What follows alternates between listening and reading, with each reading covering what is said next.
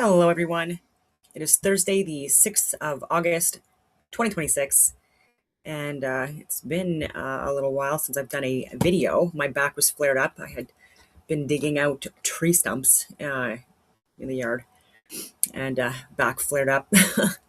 Oh man, army injury, and a lot of work in the yard with getting in a new bunkie, gravel padding having to be placed and leveled, and walkway change, the bricks and stuff like that, and level, and just garden stuff has just been nonstop. And so, anyway, I'm back at it. So today's probably going to be a long video because there's just so much going on, and by design, but really important things that I want to share, and I'm going to give my own interpretation of it or assessment, and with some big names as well.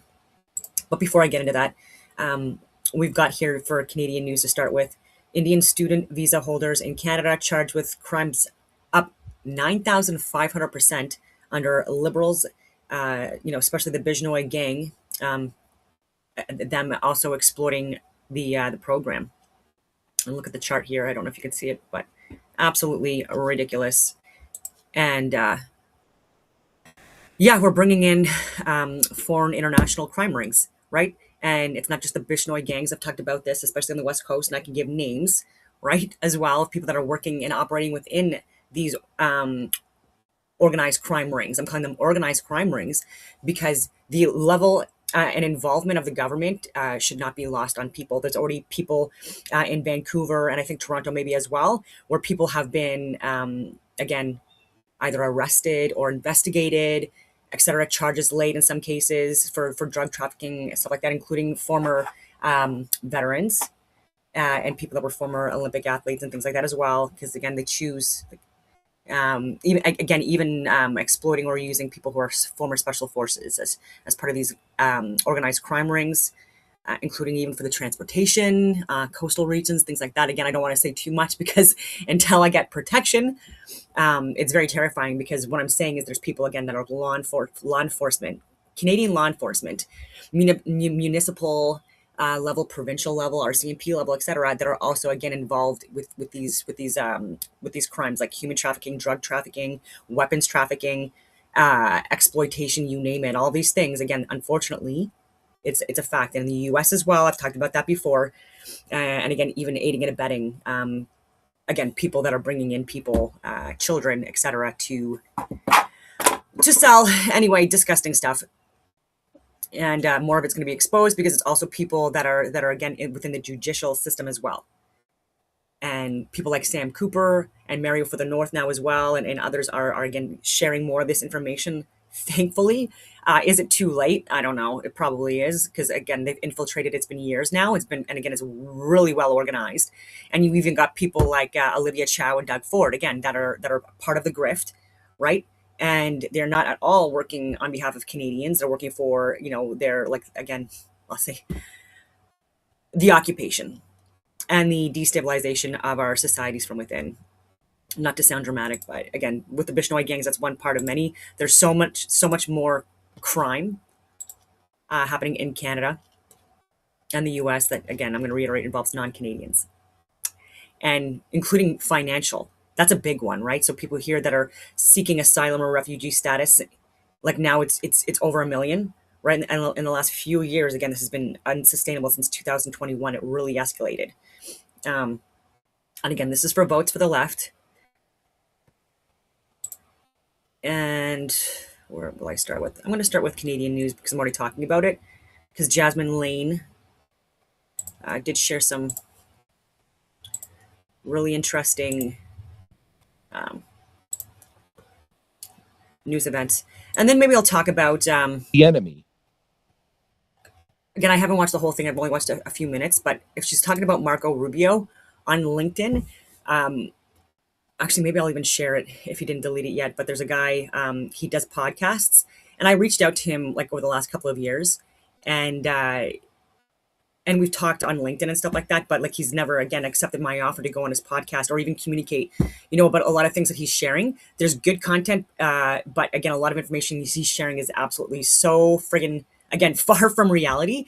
And I have commented on these posts. Again, when he's posting things that are incorrect, if I question that narrative or even debunk it in the comments, again, there's been hostility. And then again, and then he'll like unfollow me or whatever instead of actually like looking at what I'm sharing. And again, this is what I mean. Like even when I was like in the infantry, again, infantry officer for 15 years, when we deployed, it was a running joke, right? Like we are like we would choose people within our own companies to be like our intelligence rep, right? Usually would be like the signaler or someone else. And again, that's someone that's, you know, has more awareness of the area of operations, et cetera, because again, of being on comms with higher and lower organizations, et cetera, working with us, that interoperability piece, way more aware of what's going on the ground, right? And then we'd get these int briefs from people that are not on the ground at all, right? And sometimes again like hundreds of miles away, and again the information they're giving us is complete bullshit, right? So the running joke was like, if it, like intelligence operators and officers that are not infantry, they're failed infantry. So a lot of times too, people that do go in these trades, again, I mean that respectfully, it's just a fact, they are people that did not make it in the infantry as officers, and so that's what they do, they go int. That's, maybe it's changed now, but that's exactly how it was when I was going through, and even a few years after that. So that's a huge rant, and I don't even know why I did it, but anyway, so yeah, so this guy was intelligence. And so like even with 9/11, like he's not at all tracking what actually happened. The Toronto 18, the same thing with that as well. And again, I worked at JTF too, so like maybe I have a little bit more, again, understanding of what fucking happened. And I've named names and I've given my assessment and how our guys were used and lied to by that field team guy. I forget what his name is now, but I've done videos on him. Not even a real Canadian. Again, I mean that respectfully, but again, was paid hundreds of thousands of dollars, and he groomed and radicalized children. And they have since tried to speak out. And he even said, even at the time, that he never thought that they were ever actually going to do what was planned. But again, he was giving them drugs, he was giving them alcohol, he was radicalizing them and saying shit and pushing them over the edge, right? And again, and they were saying this as well, and they have since tried to again clear their names because again, there was also a lot of stuff that he was saying that was a lie. Right. And so we got CSIS, by the way, because they're part of CSIS, this fucking clown. And by the way, he was also an alcoholic, and he also had like a criminal history, or anyway, some kind of history within his career as well, where he had been either reprimanded before, or there was concerns about his work, et cetera, with I think also like an ex-wife or something like that. Anyways, don't quote me on all that. But again, concerns with this guy grooming and lying. And that radicalization piece of children and getting paid a lot of money to do that. And anyway, but his name is Phil, and he doesn't want to talk about this stuff. And so now with Marco Rubio, he literally claimed, because of this CSIS report, which is different than our Canadian CSIS organization. This is the American CSIS. And the reports about like left wing versus right wing deaths in the US, and basically saying that it was like 13 deaths for the far left, and it was like 82 for jihadists, and it was like 113 or something like that for far right, and basically saying that someone's got to educate Marco Rubio on his stats. And so I did do again a LinkedIn comment on that, and if he hasn't deleted it yet, because sometimes he does that, because again, people like LinkedIn is very far left. Like even within like people that are working with government or sharing like again government information, they just they report my articles, they report my posts, they report my comments, even though again I'm just giving facts, very professional feedback, and getting nothing in return. So anyways, let me just go to my profile here, and then I'll pull it up here. I'm going to pull up the LinkedIn post. Again, I didn't know exactly how I was going to run this very unprofessional video. But again, this is just long form to get information out. Okay, so I'm going to view profile. Let's see here. Oh, that's interesting. 189 profile views. Okay, so comments. Psh. Yeah, Phil Gursky. All right, he's probably okay. So what I said was CSIS and comparable databases focus primarily on targeted, ideologically driven terrorist incidents, especially those involving planned lethal violence or clear plots.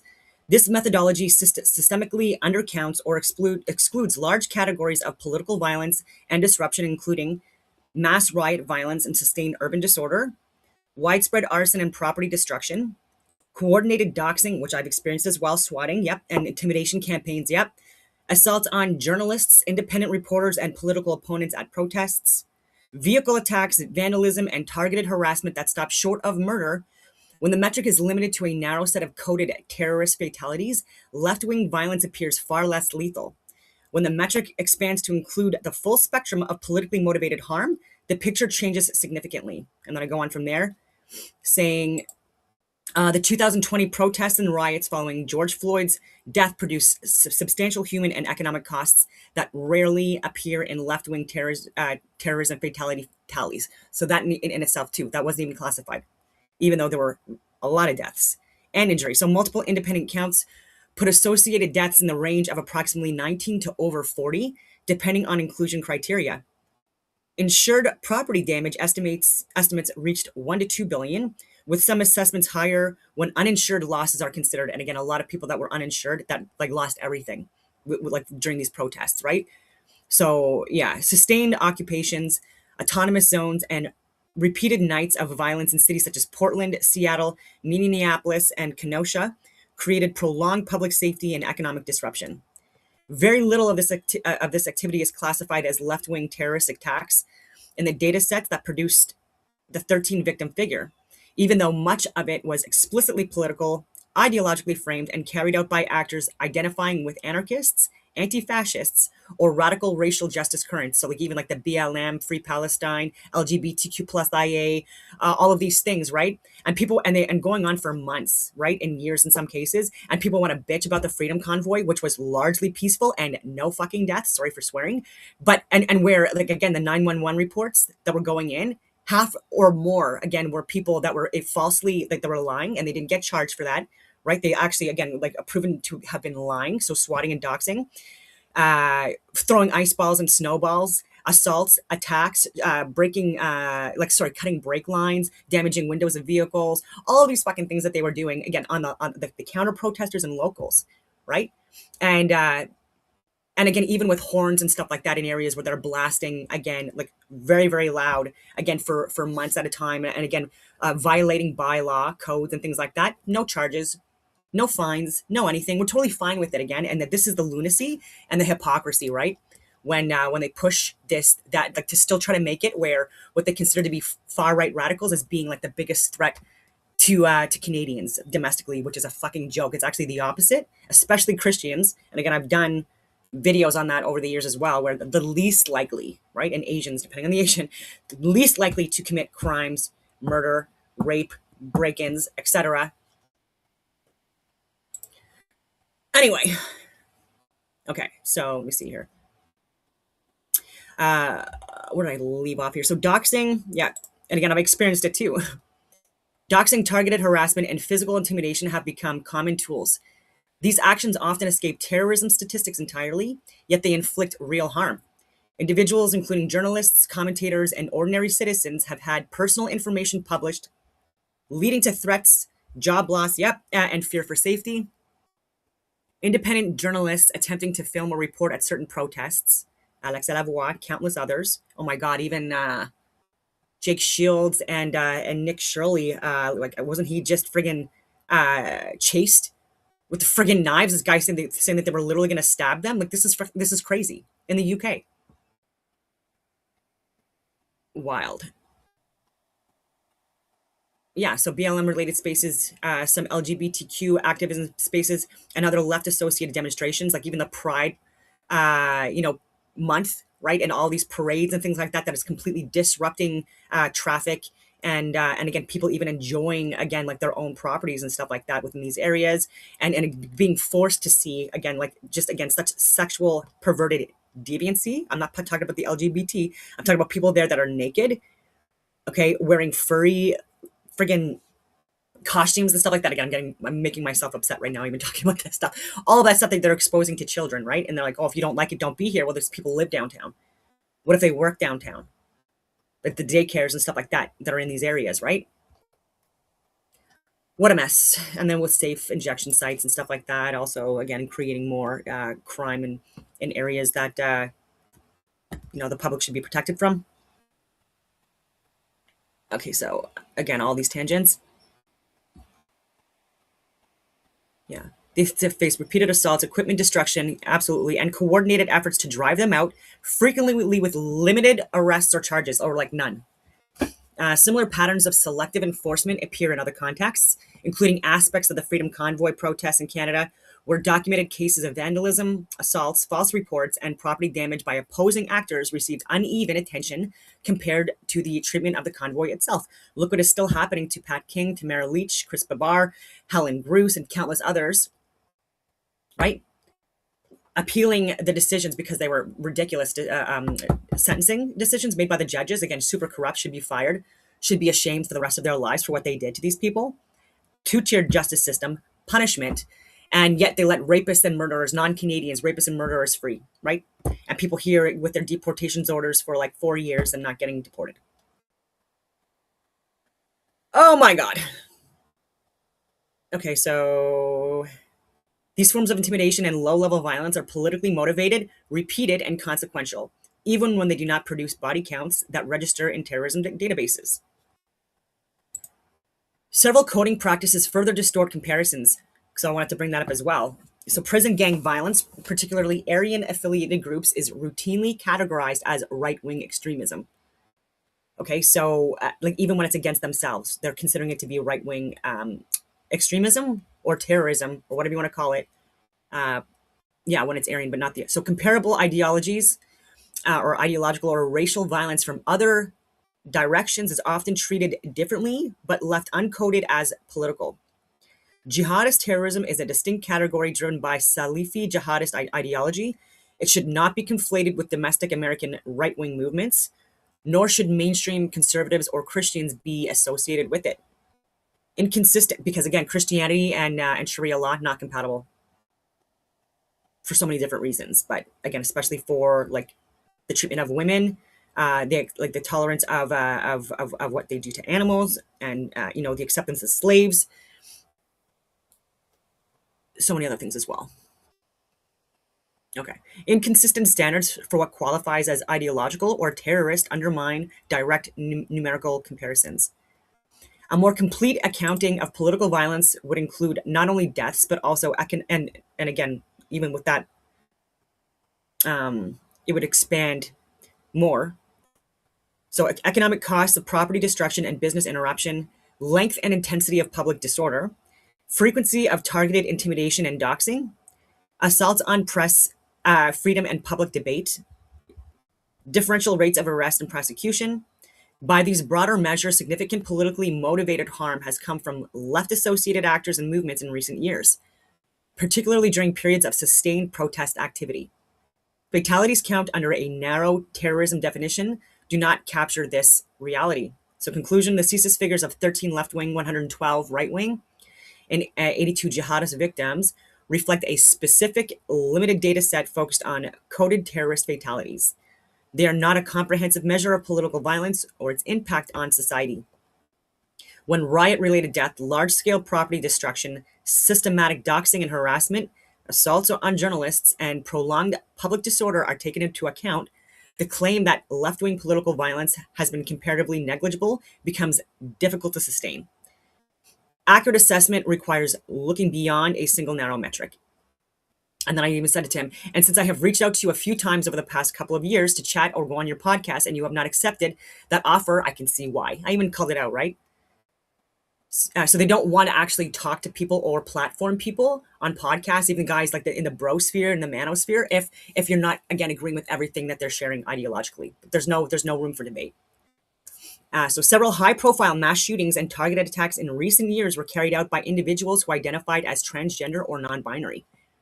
These cases are almost never coded as left-wing terrorism in the data sets used by CSIS, the ADL, or similar organizations. Even when the targets were Christian schools or churches, and the shooter's writings or manifesto reflected hostility tied to gender identity ideology. Notable examples, and again, I didn't even give all of them, but Nashville Covenant School, 2023, Audrey Hale, trans-identified, attacked a Christian school, killing 6, The shooter's writings expressed animus towards the school's Christian identity, and again, white-haired moppy heads or whatever they were calling us, widely covered but not classified as left-wing terrorism. The STEM school, Highlands Ranch, Colorado, 2019. One of the shooters identified as transgender. Minneapolis Catholic Church school attack, 2025. The shooter, reported as a transgender woman, Robin Westman, opened fire during a mass killing children. The school shooting by a trans-identified person as well in BC. Again, the biggest school shooting we ever experienced. Absolutely horrific, right? And again, not classified as a left-wing terrorism or politically motivated or anything like that. Absolutely was. And there's so many, Charlie Kirk assassination, right? And people are like Candace Owens. I do like a lot of what she shares, but again, she's very, again, like off the mark on things that I wish she would get back on the mark on, because again, I think there'd be a lot more information she can uncover by doing that instead of completely overlooking things. And so I'm going to share a video of her today that I have not seen yet. But it has to do with like the autopsy and things like that. And that is very interesting, right? Because allegedly the doctor's wife, again, in the furry community. And so I want to look more into that, obviously, if that's true. I did a cursory search and it seems to be that it was true, but friggin', that's very interesting. Still need to look at Lance Twiggs, right? Who also in the furry community. So again, she's saying that like that's like you can't prove that Tyler Robinson was part of the far left. I'm saying he absolutely was. Just like there were people that were duped, that were involved in the assassination of JFK, right? And other leaders as well. Even in recent history, right? And so we can't exclude that. So anyways, keeping on with that. So again, people probably hate this. And yeah, so his name is Phil Gursky. It's just unfortunate that, again, like even though he has a good platform where he can get people like me on, he just does not like having debates with people when, again, it's obvious that he's wrong. Not with everything. Okay, what else here?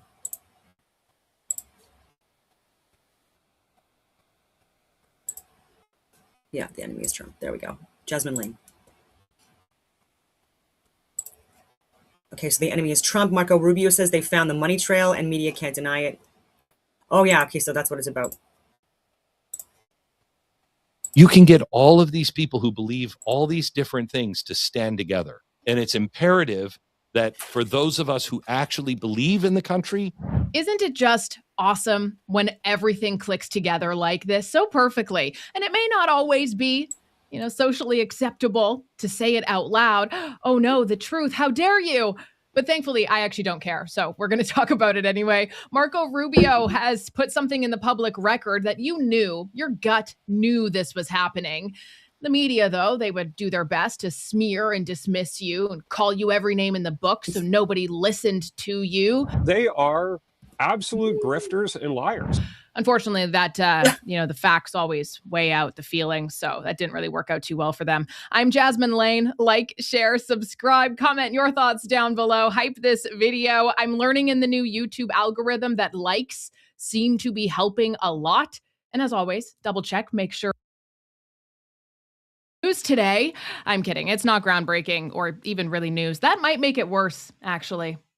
I would be more impressed if Poilievre had fucking worn that hat than if he had gone boxing.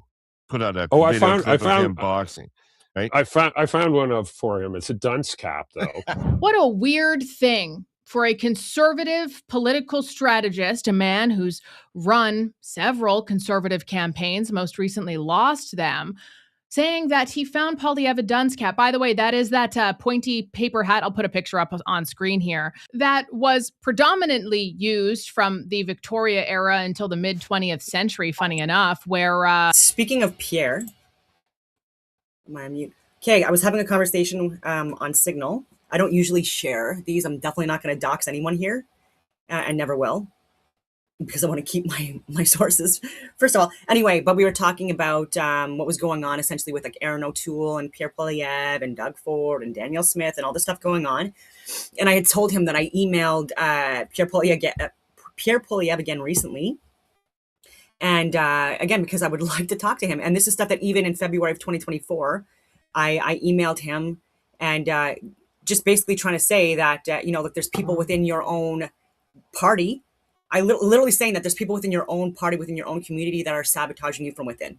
Right. And look what's come out since. That was February of 2024. And even before that, me messaging him, emailing him as early as 2021 about all the vaccine stuff, medical, scientific, and government data, but then also stuff about like the printing of the money that we were doing and the models of like places like Poland and Hungary, et cetera, for models to adopt and all of these other things as well, the censorship bills, all the concerns with that.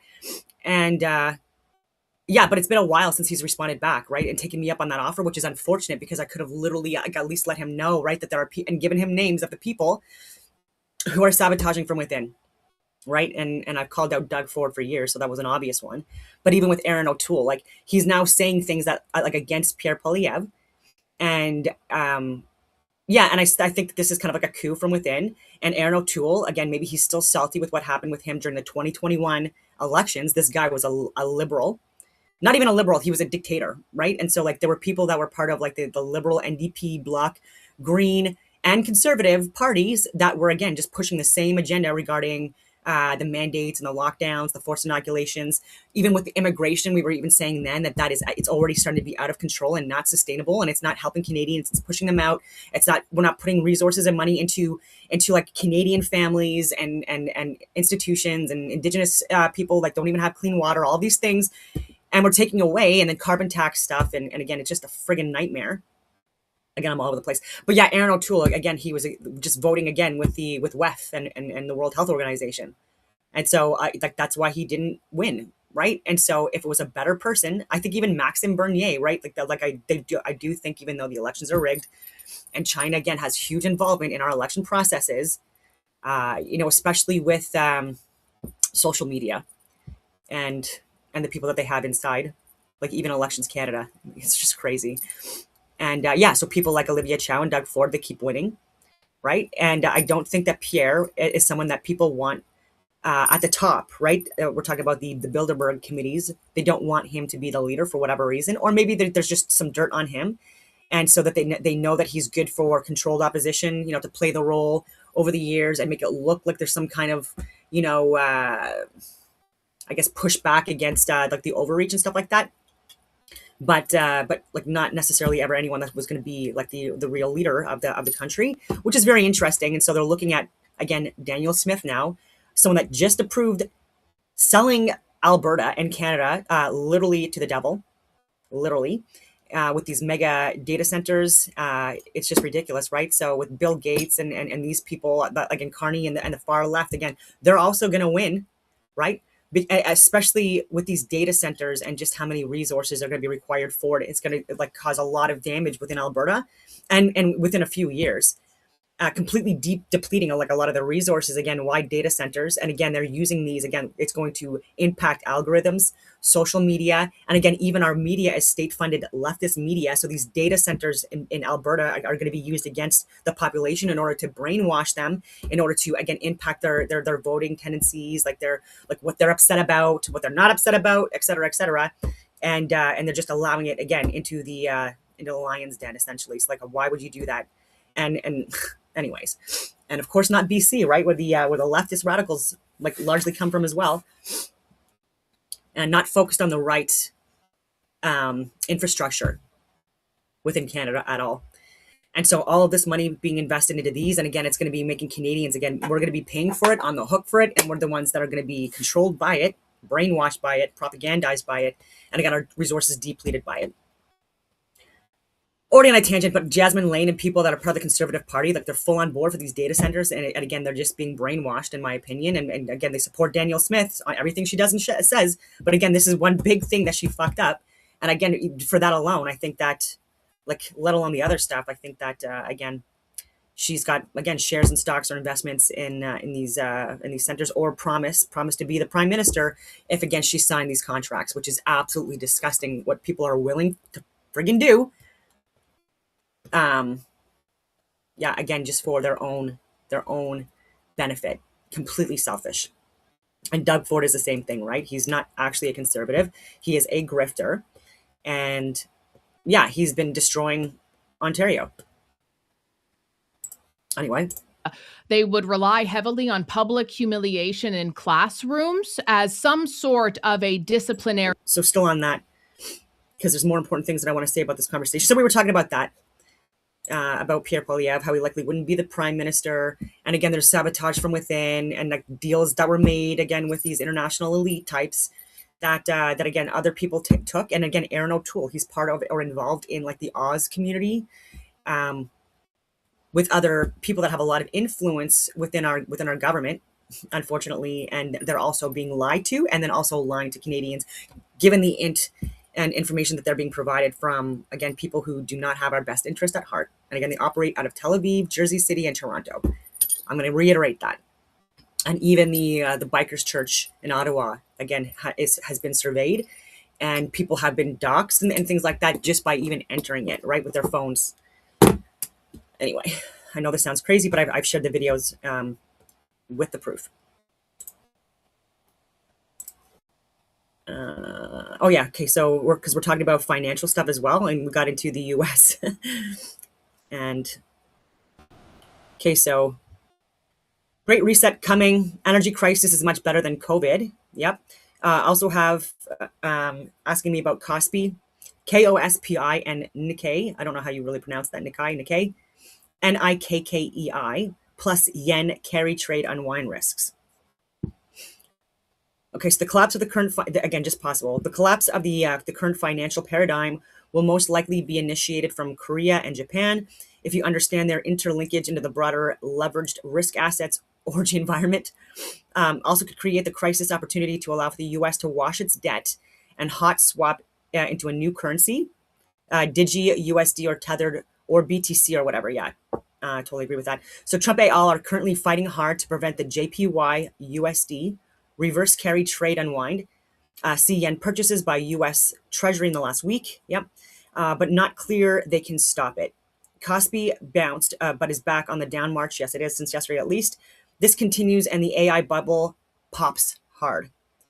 Feels like whatever they want to happen, it coincides with a global energy shock, shortage, food shortage, and water shortage, and financial system Armageddon, a great reset. So I brace for the impact of those things, laugh out loud. So we talked a bit about that, and then I shared with, anyway, so yeah, so as of 4 August 2026, the KOSPI and Nikkei 225 both closed higher, yeah, marking a continued rebound in Asian markets. The KOSPI rose 1.62% to close at 6,358.95 points, while the Nikkei 225 gained 0.32% to finish at, again, 63,957.53 points. So key market drivers: semiconductor strength. The rally was led by chip makers, with SK Hynix rising 0.64% and Samsung Electronics up 0.21%. And again, who has shares and assets in Samsung Electronics? Again, multiple people within cabinet. Regulatory impact: South Korean regulators' restrictions on, I'm talking about Carney, by the way. Anyway, so on leveraged single stock ETFs, having successfully reduced trading volatility and cooled retail speculation. US tech influence. Asian indices extended gains from positive performance in US technology stocks, with investors monitoring geopolitical tension in the Middle East. So these gains follow significant volatility in July, including a historic single-day plunge for the KOSPI in early March and a sharp correction later in the month, driven by oil price spikes and profit taking. So what's going on with the Middle East right now? So Goldman Sachs, again, also Carney's friggin' friends and family, maintains a positive long-term outlook for South Korean stocks, citing depressed valuations and prolonged semiconductor upcycle. Okay, so what else here?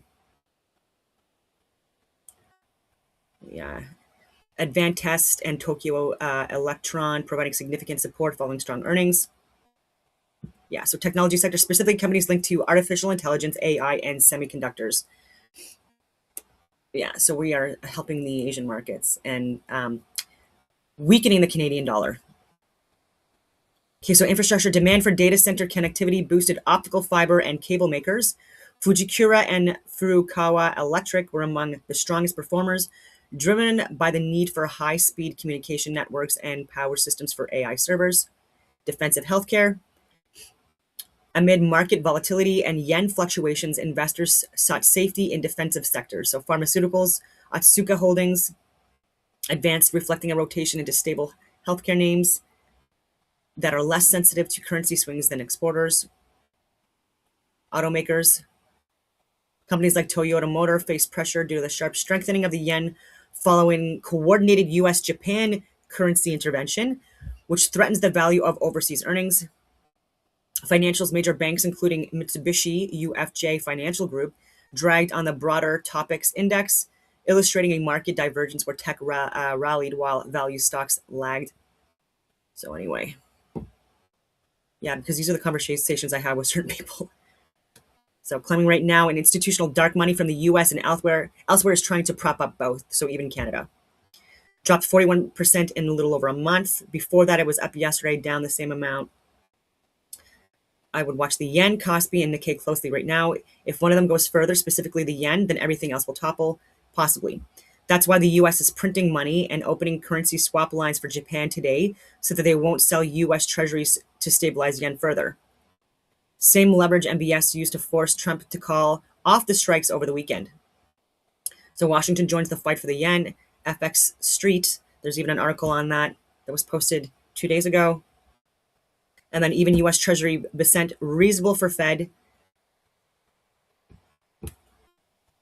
I don't know if I'll share this on here, but US Treasury's Besant, reasonable for Fed to consider upsizing FEMA.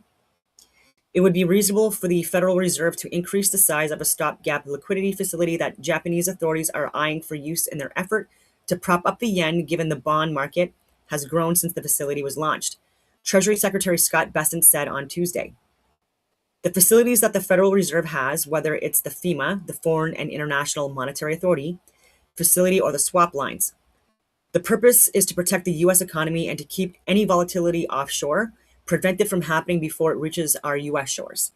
Bessent said in an interview on CNBC 2 days after confirming a joint U.S.-Japan intervention last week to support the yen. When the FEMA facility was created in 2020, COVID period, Bessent said the size of the bond market was much smaller then, so I think it would be reasonable for the Fed to consider upsizing the facility. Okay, so I'm happy that the Japanese government wants to use it and draw on it, and it's a completely secure lending facility. We have swap lines outstanding, so it's really no different than a swap line. That the country posts collateral and we lend them the money to intervene. In this case, interesting. Yeah, so the U.S. will do whatever it takes to support Japan's effort to stabilize the yen. Treasury Secretary Scott Bessent said on Tuesday, following last week's. Okay, so anyway, very interesting take on the international economy. Tool because educators during that period of time lacked the understanding of dyslexia, cognitive disabilities, neurodivergency, that sort of thing. So they would put these hats on students to make fun of them, to try to get them to smarten up. They were predominantly used on students with learning disabilities, immigrant children, students with cognitive delays, mental challenges. It's a medieval dunce cap, and yeah, that would be more appropriate. It is always just ironic how frequently the very people who tell you you should trust them and follow them because they're the good ones are often the nastiest, actually. But you know what? Corey Tenike, not shocking at all. He is the CEO and co-founder of Rubicon Strategies. And if you take a look at the government procurement, Lobbying Canada registries at least, turns out he is busy, alive and well, trying to get money from the federal government. They have over 138 active registrations right now. They have 695 inactive, so they've already been paid out. Everything's all good to go. I wonder why he doesn't want Pierre Poilievre to win so badly. Must just be a coinky dink. How embarrassing. Like, how much do you debase yourself, right? Like, we're getting to Andrew Tate levels of lunacy here. How insecure is your masculinity? I actually think this is a really good case study, right? Because a man who goes to a local gym that he's promoting and posts a video at said local gym. Well, listen, we wanted to invite you here to this incredible gym with a great Canadian legend. to talk about keeping our country safe and putting Canada first. And I want you to remember, I want you to keep it ingrained in your mind what it is they're making fun of right now, because that very video was filmed inside of this location with an Iranian dissident with roughly 350 professional fights under his belt. And by the way, the building that they're standing in where they filmed this shameful boxing video, according to Corey Tanaik and the panelists who join him, who regularly appear on CBC and CTV News, well, that building was actually shot at about 17 times in a prior attack after its owner and many other people from the diaspora in the region were seen celebrating the U.S. involvement under President Trump to get rid of what is happening in Iran and to offer their people democracy and freedom again. And listen to how they continue to describe this event. And that is your answer. Well, dude, like a full Pete Hegseth now. He's gone full Pete Hegseth. Like all these, like, hey, why do they call us like MAGA? Really? Why? Why do you think? Kettlebell, boxing, like, just pull your pants on and go to work, okay? So let's just clarify. Conservatives give a press conference at a local gym that has been the target. They've had their lives threatened by a foreign regime operating on Canadian soil. And the best CTV and CBC panelists, liberal lobbyists and strategists can do is compare that to P. Diddy and MAGA. Weird way to describe a Canadian anti-terrorism press conference. But okay, sure. Yeah, you totally won. Way to go, big boy. Yeah, it's the proverbial Dr. Frankenstein thought it was kind of cute to make a monster, and then the monster devoured them. And do not forget that those are the people our mainstream media wants you to listen to. Those are the people who are allowed to shape public opinion and whose voice matters in this country. The people whose reflex is to reach for the most degrading, insulting, despicable comparison that isn't a comparison at all, it's just a smear, who would trivialize actual victims of actual crimes, even though they're the compassionate ones. Remember, they're the nice ones, right? That's why they vote liberal, because they're good people for the sake of a cheap shot at a political rival. His team knows what they're doing. They hate the country. They have bitterness for this republic, and they are making intentional steps to ruin it.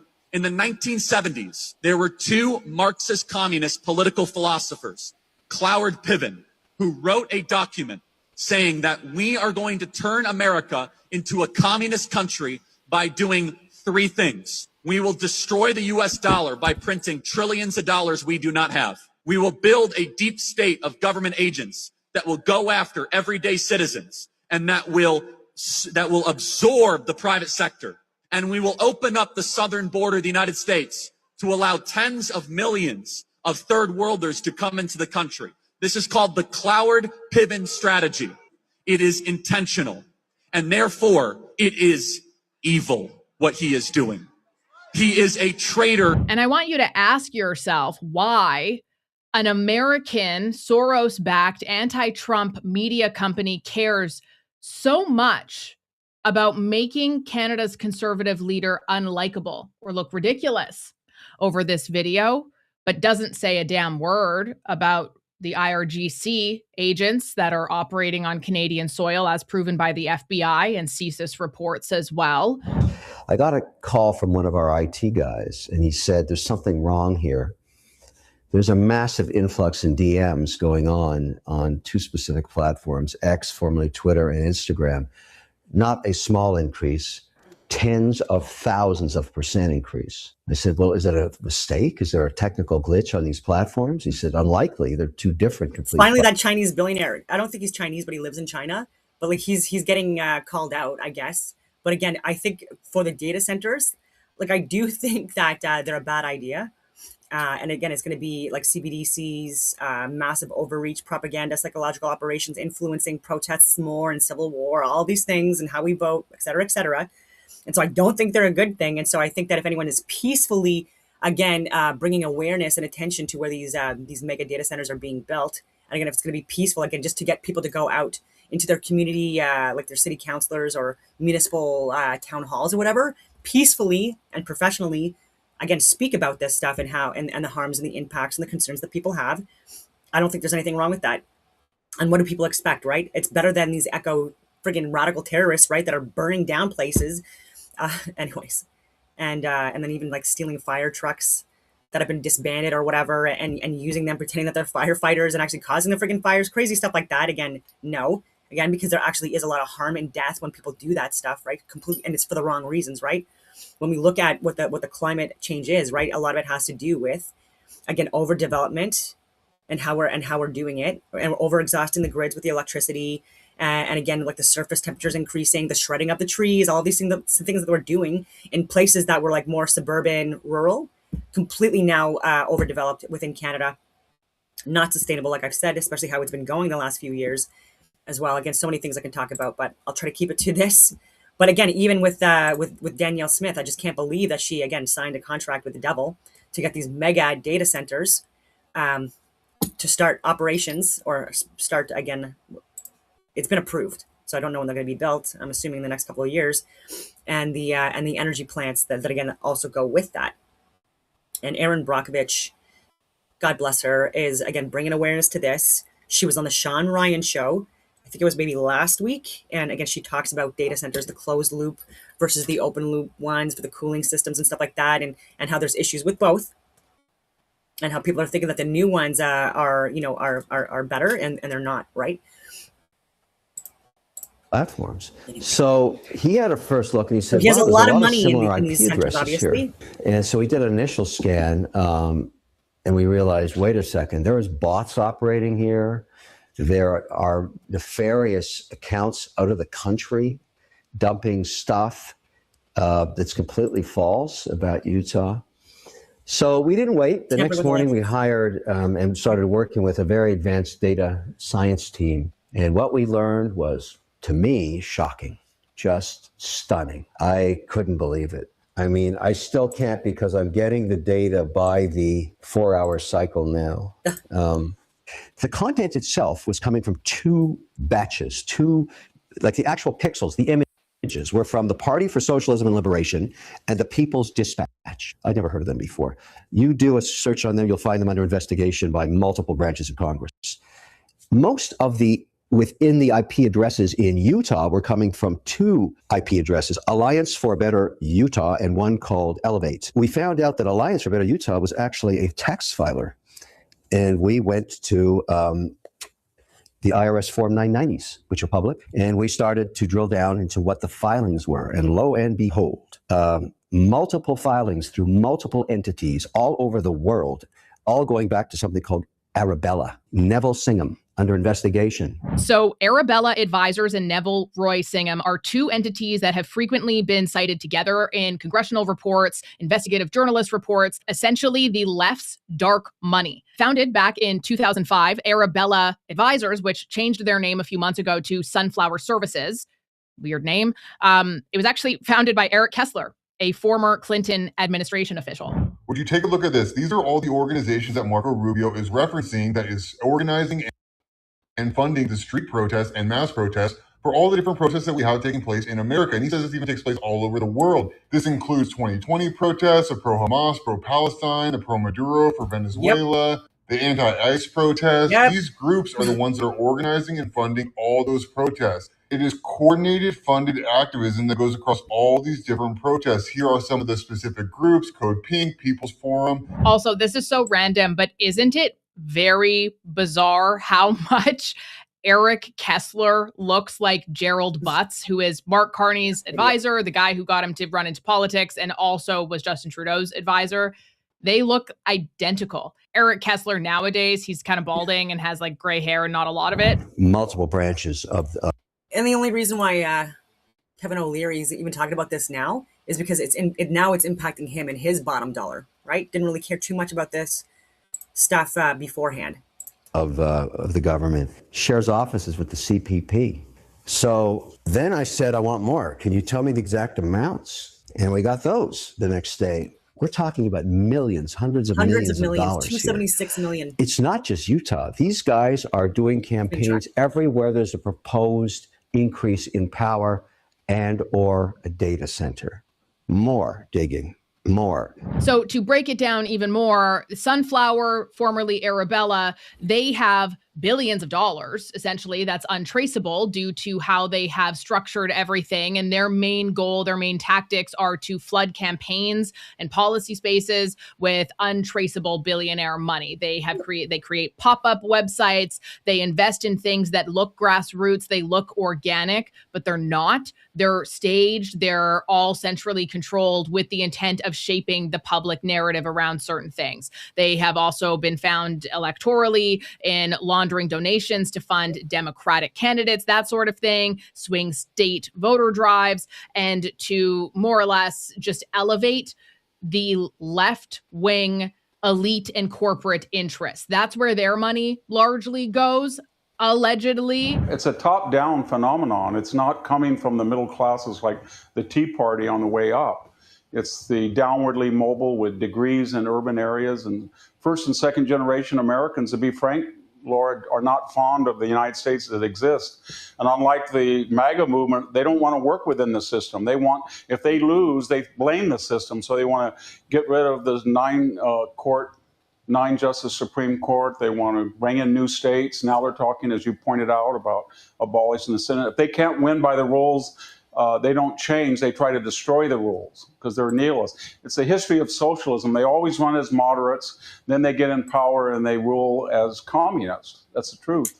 Yeah. And that's what Mondami's, we've seen him in New York with his enemies. Yeah, and it's been said before, but just to reiterate that, I would say a society, especially, again, this is based off of Christianity, Christian Bible codified into our laws, but societies that are just based on capitalism turn into fascism.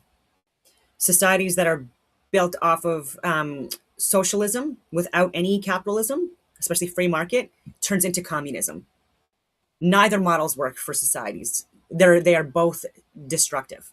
One has been more destructive, historically speaking, causing more harm and death and suffering for the most amount of people, and that's communism. But again, that's still not to remove, again, like the influence and the impact of fascism as well.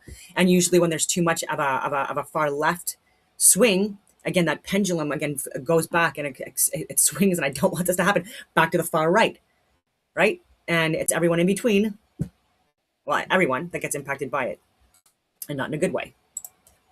List and et cetera, et cetera. When it comes to the Singham networks, on the other hand, he is a billionaire who has currently taken up shop in China. He has been directly tied to specific funding operations, media entities, and political disruption campaigns. Yep. His financial network was behind No Kings protests, yep, BLM, the anti-ICE riots, pro-Palestine stuff, among many other things. So he is very much the guy who funds what's happening on the ground. And Soros and Schwab and all of, like, again, they're doing it as well. Bill Gates, Sam Altman, Peter Thiel, Larry Fink. Make sure that it happens and it shapes public discourse and opinion with the goal of influencing elections in North America. I mean, what is this? And so I called my contacts at the White House. I raised a flag and I said, what the hell's going on here? They put me in touch with various law enforcement agents. We had a meeting last week with my entire data set team and multiple law enforcement agencies. And we started sharing data. I gave them 90 pages of IP addresses, all from all over the place, all around the world, hitting these locations. You see where I'm going with this? I'm not okay with this. And I found it in Alberta, Canada, too. So it's, now that it's impacting you. There's a war going on. Didn't you know what impacted our elections? War, or whatever you want to call it. I mean, is what you're suggesting that these entities are sort of taking funds from the Chinese Communist Party and using those funds? Olivia Chow does, Doug Ford does, Carney does, Justin Trudeau did, Chrystia Freeland, Bill Blair, all of these. Yeah. And the elections, 2021 and last year's elections, again, there was absolutely foreign influence, especially from China, who wanted Carney to win for obvious reasons. If you look at my videos from last year, even before the elections, like titled Chili Con Carney, It even talks about the investments, his assets, like the work that he had done before, the connections he's in, his Bilderberg meetings. And again, how shortly after people, again, are part of these Bilderberg meetings and Davos and things like that, they're selected oftentimes to be like the future leaders or in significant positions of influence within the countries that they're representing. And so it was either going to be him or Chrystia Freeland. I figured it was going to be possibly him. And I knew there was no way, even when at the height of the Conservative Party popularity, at the height, right when Doug Ford got his by-election win, fucking clown, I was even saying then that it's like Carney's a Bilderberg select. So to me, like that would be the most unfortunate for Canada, but the most likely because, again, it supports the international elite and the money. To sort of run a digital sort of blackmail campaign against your projects? I'm not suggesting it. It's an irrefutable fact. This is IRS 990 filings with the exact dollars and dates from exactly where it came from. No, not infuting. I'm saying that is exactly what's happening. I want to be very clear when I tell you that in the investigations, there have been several of the funding nonprofits, the groups, and shell corps, you name it, that are heavily involved in organizing major protests, campus encampments, shutdowns, messaging, social media strategies across the United States of America and Canada, linked to these two groups. So if you were one of the people who thought it was weird that there was a No Kings protest in Toronto, considering the fact that in Canada we actually do have a king, if you thought it was weird that on October 8th, they already had tents set up, signs made, and everybody on these campuses somehow had access to a cafea. Amazon Prime does not ship that fast in this country, let me tell you. It was weird.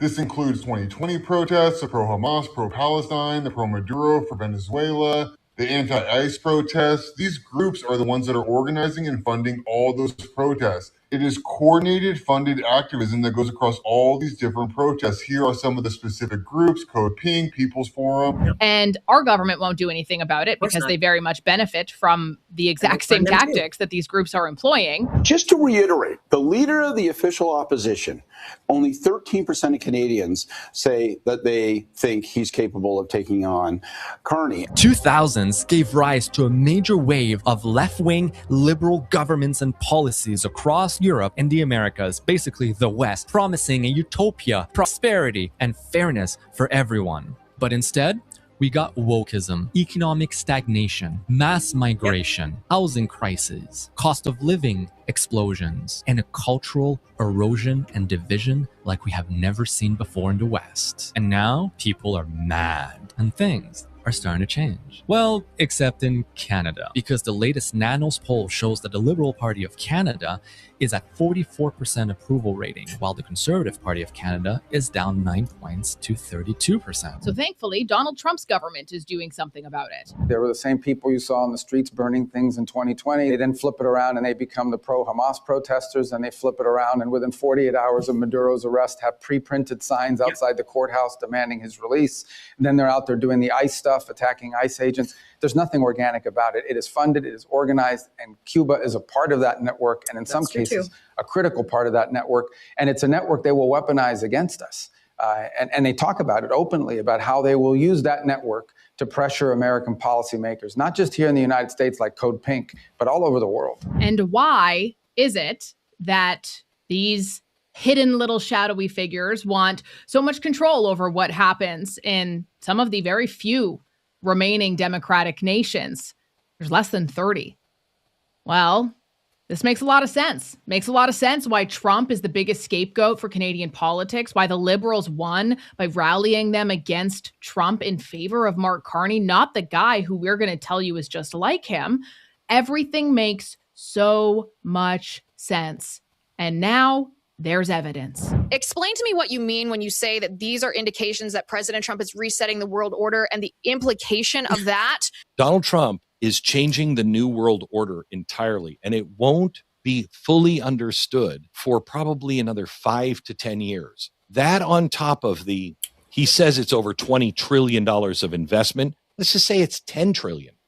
$10 trillion in building new factories here at home. So we are making things again with AI, with the rebuilding of factories, with the dominance of energy and oil. I'm sorry, gang, but the world doesn't work without real energy, without gas, LP, and oil. Yeah, without the oil. With controlling the LNG. choke points, getting out of the Middle Nuclear. East, hopefully, if this works, he's completely redesigned the entire world. He has made a bigger impact than any other president, maybe since Lincoln. He becomes one of the most impactful presidents of all time if it works. That jury is still out. But if it works, he changes the entire course of the world. Everything that he has done is 100% America first. The problem is nobody in the media will explain it.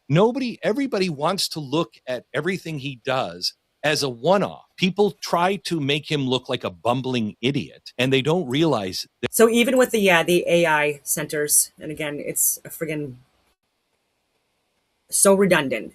But even in Canada, but this is also happening in the US, right? We're like, I think it's over 95% of the US is uninhabited, right? In Canada, it's like over 98% of the country is uninhabited by people. And what we used to have, which was a better model, was it would be like a 60-40 split percentage-wise of people living in urban areas, so like suburbs and cities within Canada, and people living in rural areas. And with that, we had people, again, monitoring out on the lands, again, for so many different reasons, that is very beneficial to Canada, security, defense, and again, accessing resources and developing resources that are required, right? If anything were to happen, like if there was an energy, like an electrical shutdown, like rolling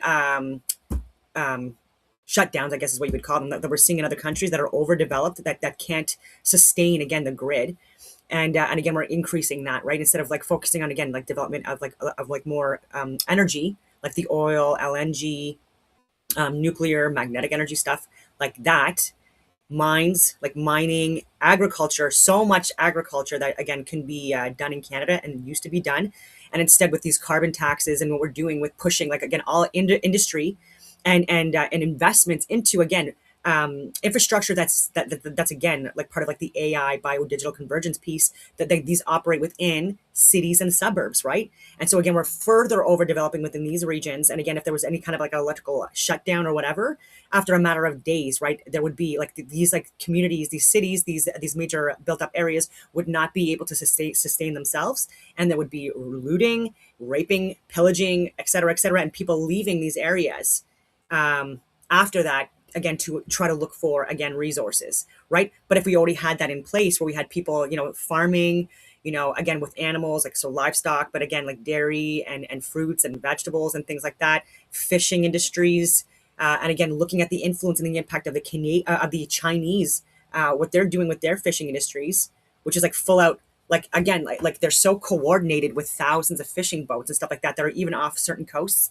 and they're impacting local fishing industries in countries. And again, there's no ramifications for it, depleting resources. And again, this is not sustainable, right? So why are we operating and dealing with China when they're causing a lot of the pollution and again, like industry, especially tech, et cetera, that is not at all helping the countries, and in fact, just exploiting the people within. So even with the carbon tax and stuff like that, it's making it where people living in rural areas, it's not sustainable. So a lot of farms in the last couple of years have had to shut down, forced, or even the industries that were supporting the farming and mining industries, et cetera, with like the feed, the hay, all of these things shutting down. Literally, I've been all over Canada, like Yukon and back, PEI, Northern Quebec, et cetera, and it's the same thing. Like, and so we are really not helping ourselves with that. Like, so we should have the ability to defend ourselves no matter what happens internally, be able to do it domestically, the defense, so the military and law enforcement and legal systems. Yeah, we need that. And then again, with key resources like water and with food, this needs to be something that we are able to, again, meet these needs for a population independently of our trade with other countries. So I'm not saying don't do trade, blah, blah, blah, but I'm saying that we need to, like, the basic minimum requirements for us to sustain societies within our own countries, we need to be able to provide that as well, right? And this is very obvious for, like, over thousands of years that this is the way. But for some reason, again, people that are invested in these friggin' data centers and stuff like that, it's like these bullshit industries, again, they're the ones that are voting on this stuff, right? And they have a lot of influence. A lot of them are in cabinet, in the House of Commons, or the experts they hire, the friends and family, with all these grifts. Even the space program bullshit, right? With hundreds of millions of dollars for like a little parking lot, essentially, to rent out taxpayer money. So, anyways, so a lot of people are being forced to leave rural Canada because of because they're getting forced out. And again, a lot of the work too for even like repairs for homes and stuff like that. It's all again a grift now, a monopoly on that, depending on the cities, and they're only doing work on new builds and or like repairing barely like homes that again that are already like in cities, and again not expanding at all out to rural areas. So there's so many things happening in rural areas, and it's causing it where people are being forced to again go into cities.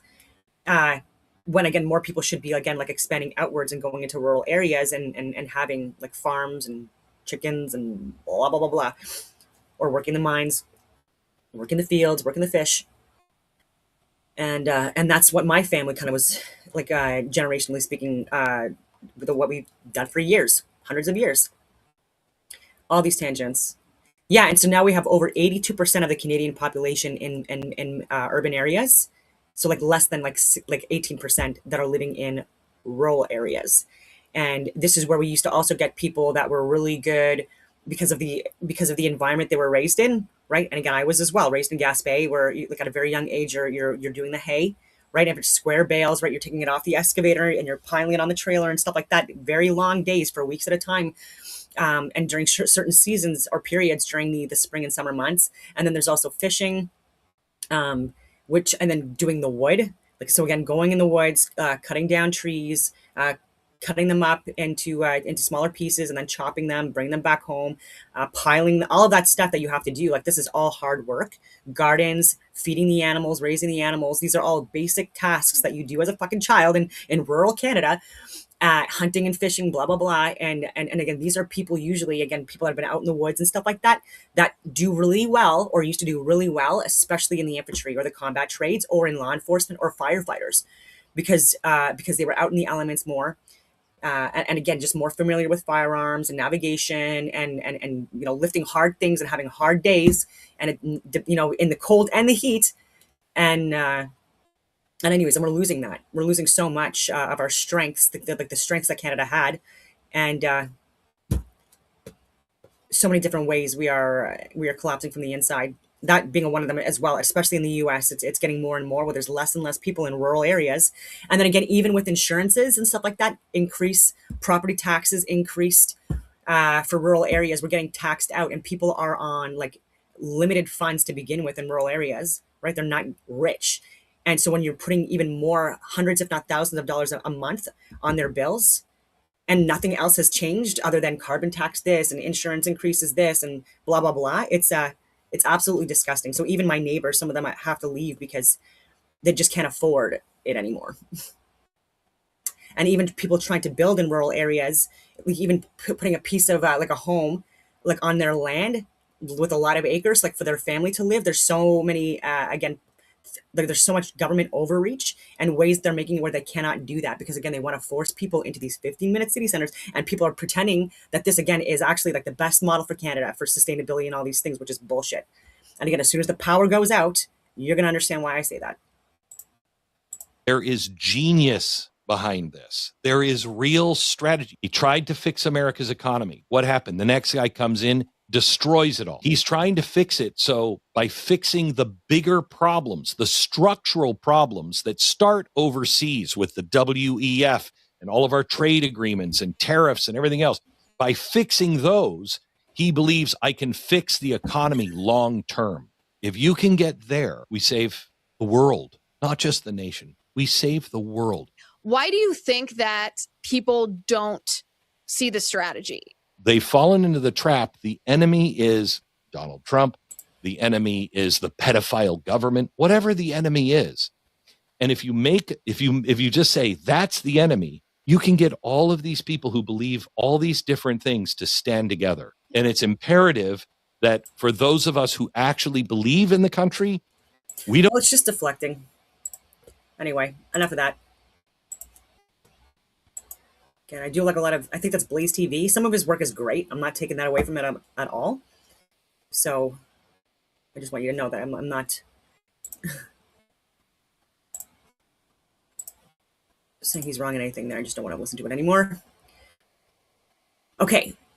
Because like, again, Canadian media and our experts in our House of Commons and cabinet, they are outright lying to us and exploiting us, and they're voting on bills and measures that benefit them and not Canadians. That is a bigger issue than Trump, right? And then again, the influence with China and organized crime rings, etc. Like huge issues.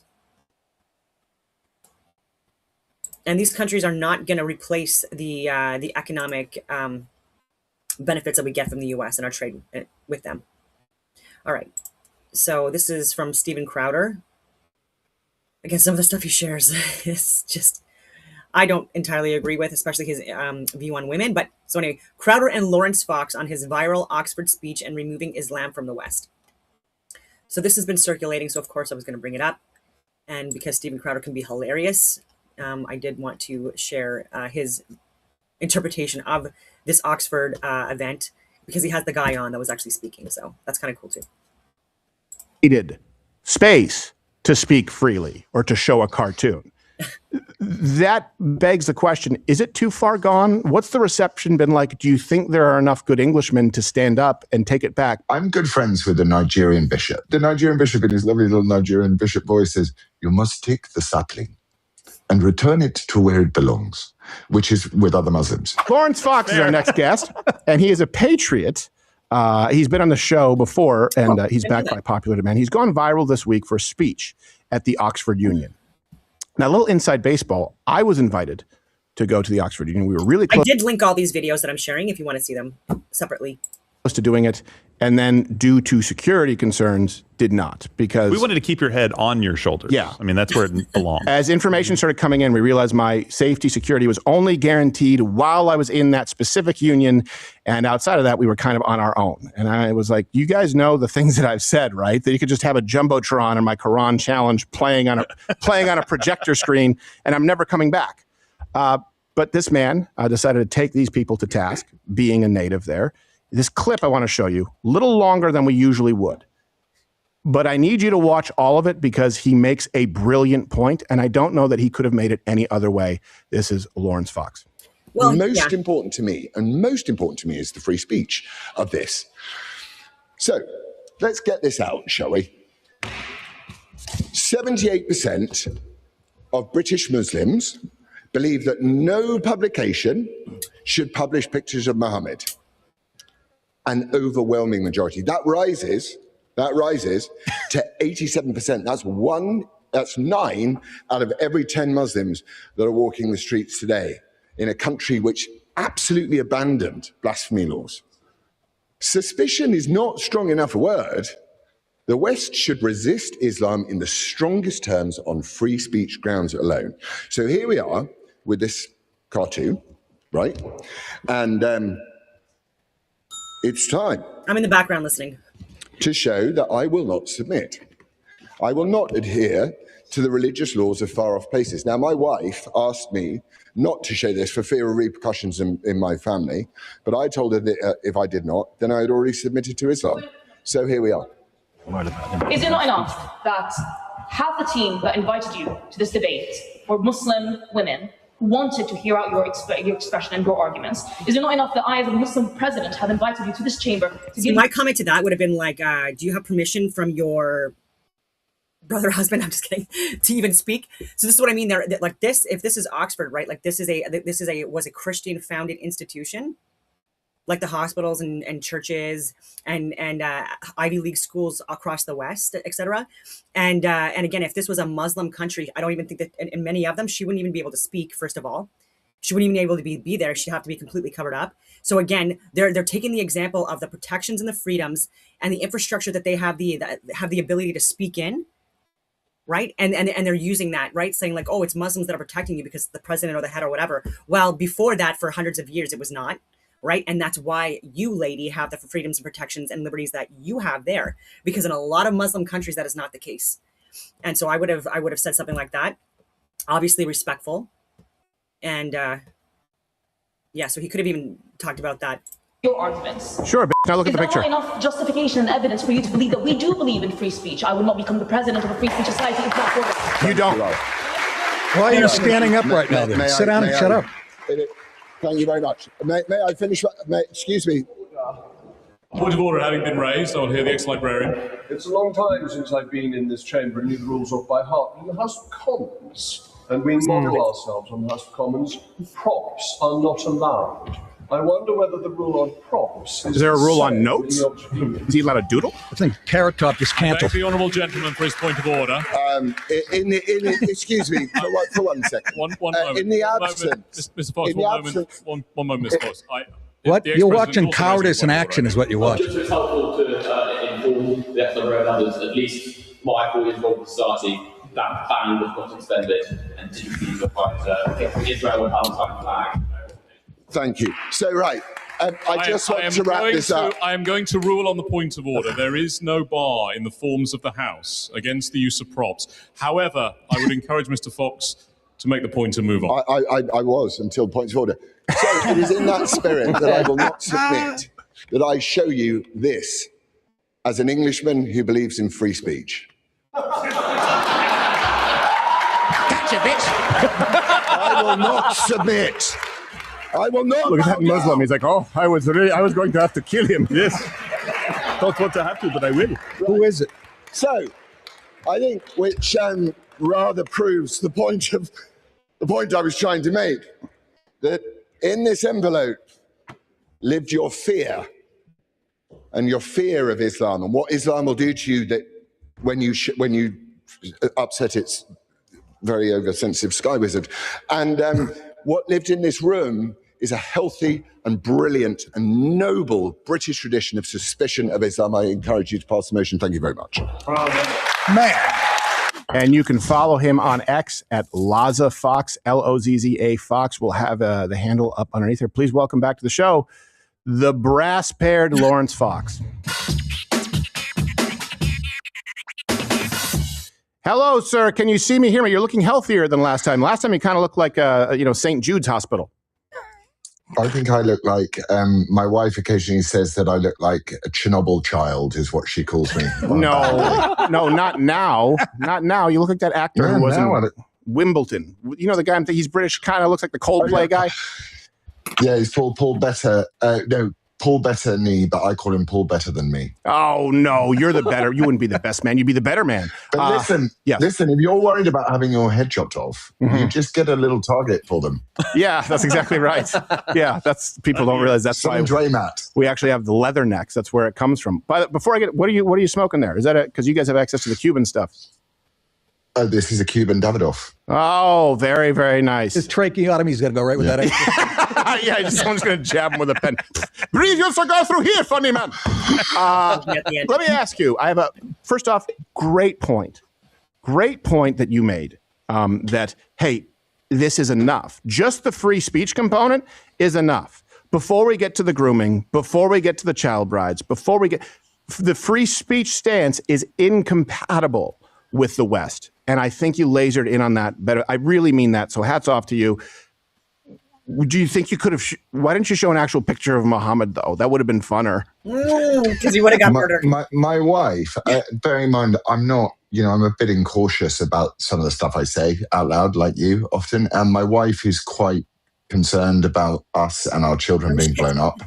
And so she says, it doesn't really matter what cartoon you show. They'll be so frightened by the time you get to that point that the room will be so tense that you prove the point. You could have Mickey Mouse, you could have anything in the envelope. And I thought, actually, it kind of double makes the point that I don't want to show it. I've campaigned strongly for a guy who's still living in fear of his life in England because he stupidly showed a picture of this cartoon from Charlie Hebdo in Britain. And I just thought, I thought about this speech for a long time, and I thought, you know what, I'm a Christian, so I want to be gracious. I don't want to attack Muslims. I want to attack Islam.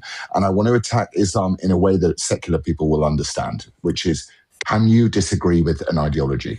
Well, the answer is no. That was all very well articulated. And of course, you get extra points because of the accent. So people assume you have a few more IQ points than the rest of us. But it sounded a little bit like justification of not doing what you really wanted because the woman would be mad. Well, I do, but it's a real problem in the UK. There are parts of the United Kingdom where they will kill you. We had a very senior politician was assassinated 2 weeks ago, and I'm happy to die. I don't mind, but my wife less so, and I agree with her. And I also don't want my kids to get caught in the blast. Or Ahmed and Iqbal are coming in from the side. I'm going to need her to get at least one of them. Yes. I need us all alive to take down as many as we can do. Well, it's funny because I was invited to do it, and the president of Oxford is a pro-Palestinian lady. Now, the previous president cheered or celebrated the death of Charlie Kirk, and Gerald knew this one was all planned. I said, well, here you go. Here's what I would be doing as far as a sort of an outline for a speech.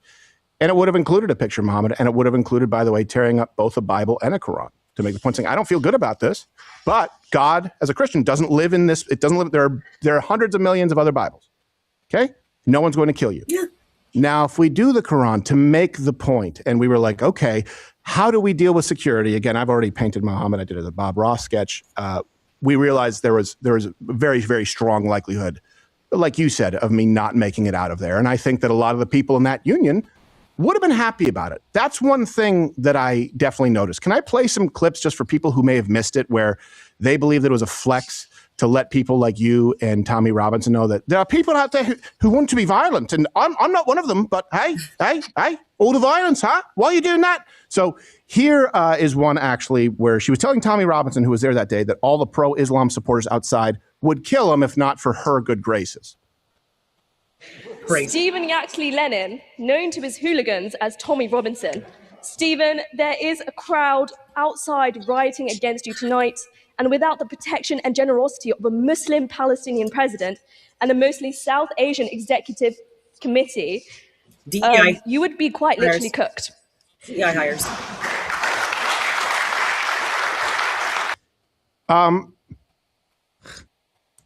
Why the clap? I don't understand that interaction. The clap at all, the point that she's making.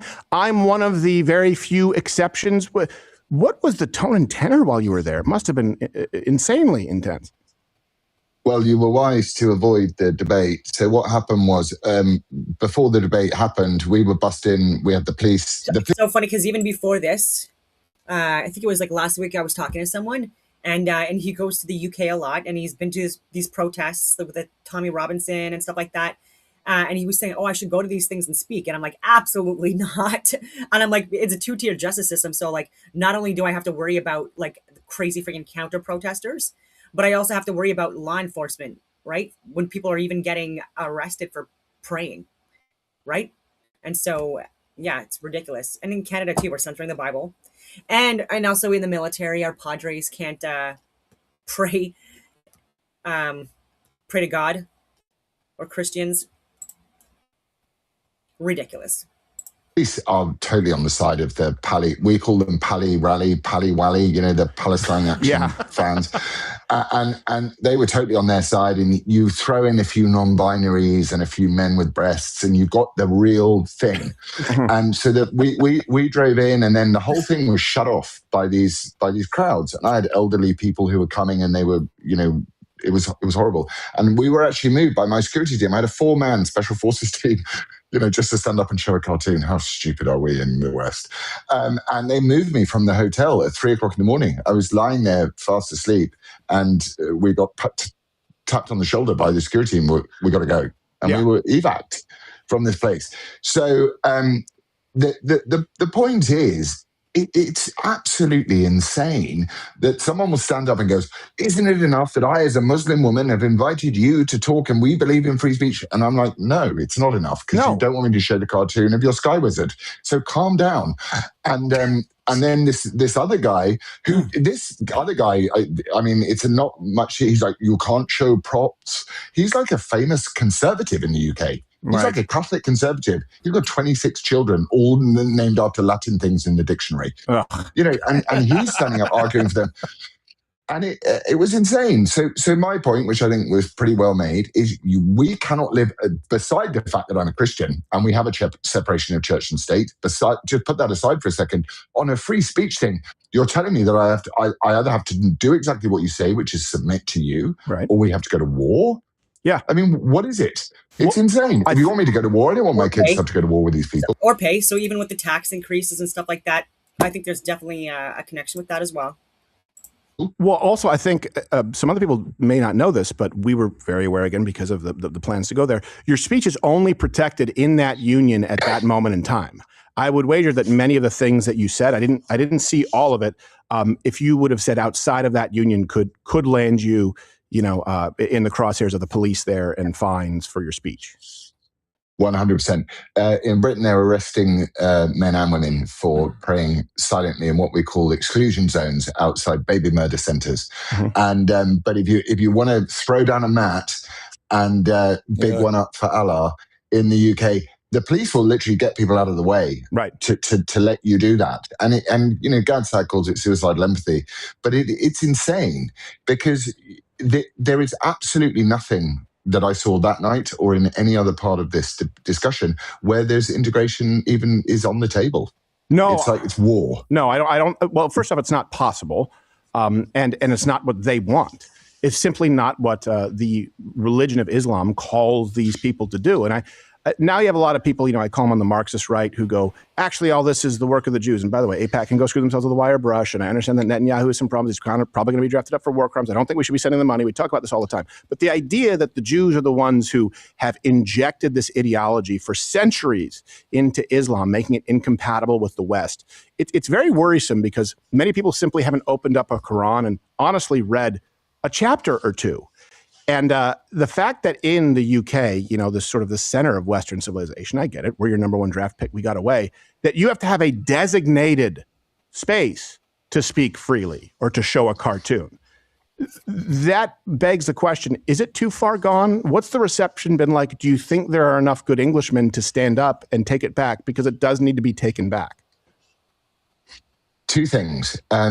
When Churchill, in that speech I talked about this as well, when Churchill decided that fascism was really bad and we should probably resist that, it was an unpopular choice, and it was not many much more than a handful of people who stood up to reclaim our country. Mm-hmm. And on the second level, I'm good friends with a Nigerian bishop who had 100 of his congregation slaughtered on Palm Sunday.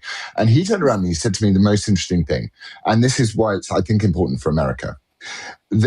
He said, what happens is one Muslim comes to pray in your garden. If you hire him, whatever, someone comes to work and he puts a mat down. We hire Mexicans, but yes. I know, but in England, we just import the Taliban. So, right, yeah, exactly. We're a bit more progressive than you guys. Sure. Anyway, he says, the Nigerian bishop in his lovely little Nigerian bishop voice says, you must take the sapling and return it to where it belongs, which is with other Muslims. Mm. So, because what happens is you get one Muslim, you get 3 Muslims, 5, 10, 15, they put rocks around, they build a church, and a mosque, and before you know it, there's a minaret.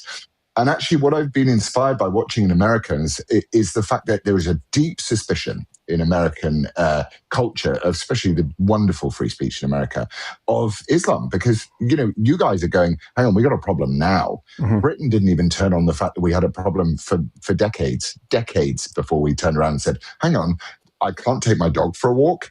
Right. In this area, yep. It's insane. Yeah. Well, I think that you also have the benefit of being able to see it through that lens. I was raised in Canada. My first encounter with this was I was banned from performing at a college because they said they had a cultural fair, something Islam. And I had jokes. This is me at 18 years old about Muhammad. I wasn't even really a political comedian. It was just sort of inherent to me where I had some bits that I thought were funny. I said, well, wait a second. I just watched someone pantomime and, gangbang at a truck stop and talk about the flying spaghetti monster, which basically tried to turn Hitchens into a stand-up bit, which I'm fine with, but I can't do a clean bit on Islam or I had a bit on wiping with your hand. It was just silly stuff. And I realized, oh, wow, this is absolutely a double standard. And let me ask you, why do you think it's been, I know in Canada's a subjugated people. The whole culture of guns that people don't get with the United States is exactly why we also have the robust First Amendment. Like yep. Canada, the comparisons, they knelt for the king. They said, sure, okay, we give. And the United States said, no, we're not going to do this. And they fought for their freedom. So it's a very different culture. Do you think that is maybe why so many of your people have been okay with the idea of being conquered? I think with the education system in the United Kingdom has done an incredible job of making us ashamed to be British. So you'll never learn in a school. My son doesn't get taught in school how Britain ended the transatlantic slave. So even saying that, if you look at the like the wars that happen in old France, new France, upper and lower Canada, like the 13 colonies, like people coming in from Europe, like a lot of them were starting to come in through Canada first.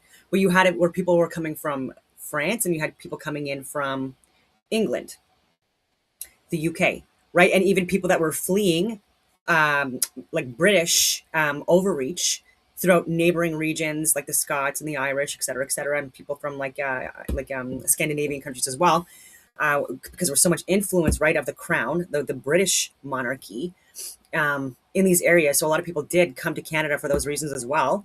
And we had a huge French population, right? And then there was the wars, like the wars from like New France versus like New England, whatever you want to call it, New fucking UK.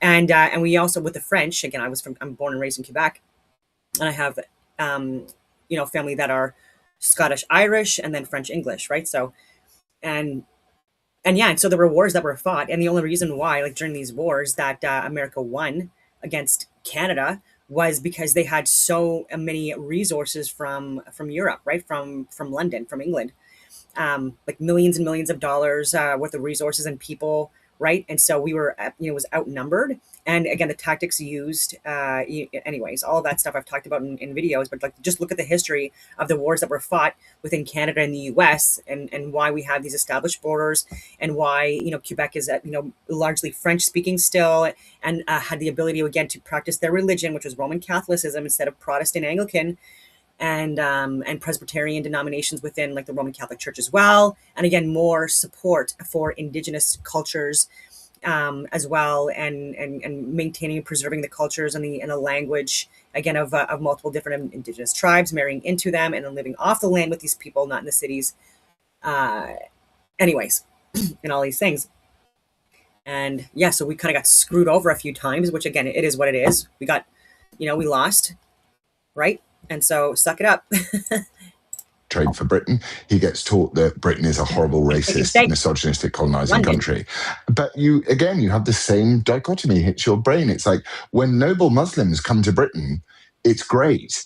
But if we went to Riyadh and wanted to open up, Sing Hark the Herald Angels Sing and do a Christmas fair, there's not a venue that will hold us. So we are so demoralized. But fortunately, the British being the British, we are good at occasionally at something. We're really pissed off now. Yeah. So you can fully expect what I did. My job. Do you think there are enough though? Do you think there are, based especially after your speech and the reception? Do you get the sense that there are enough who are pissed off?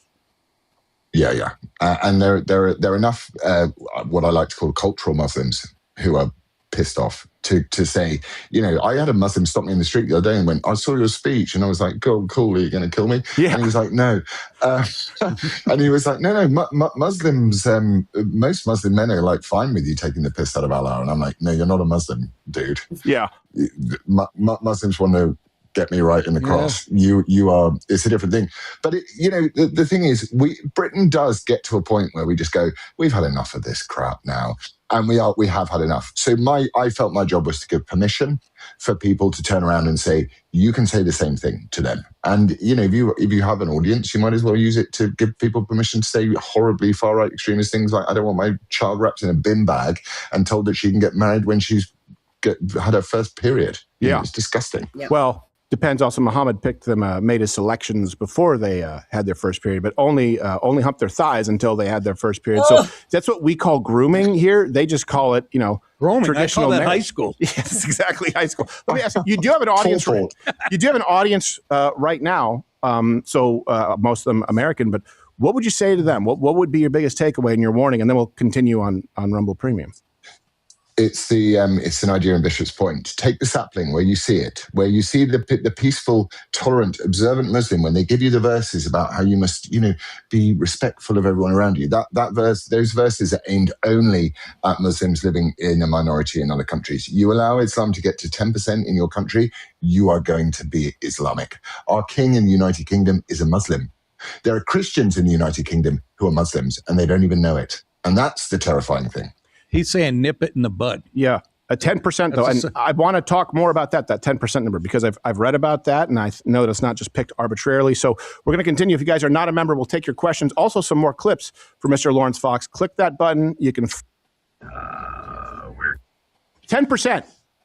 This is not a mortgage rate. Yeah. Tell people why the number 10%.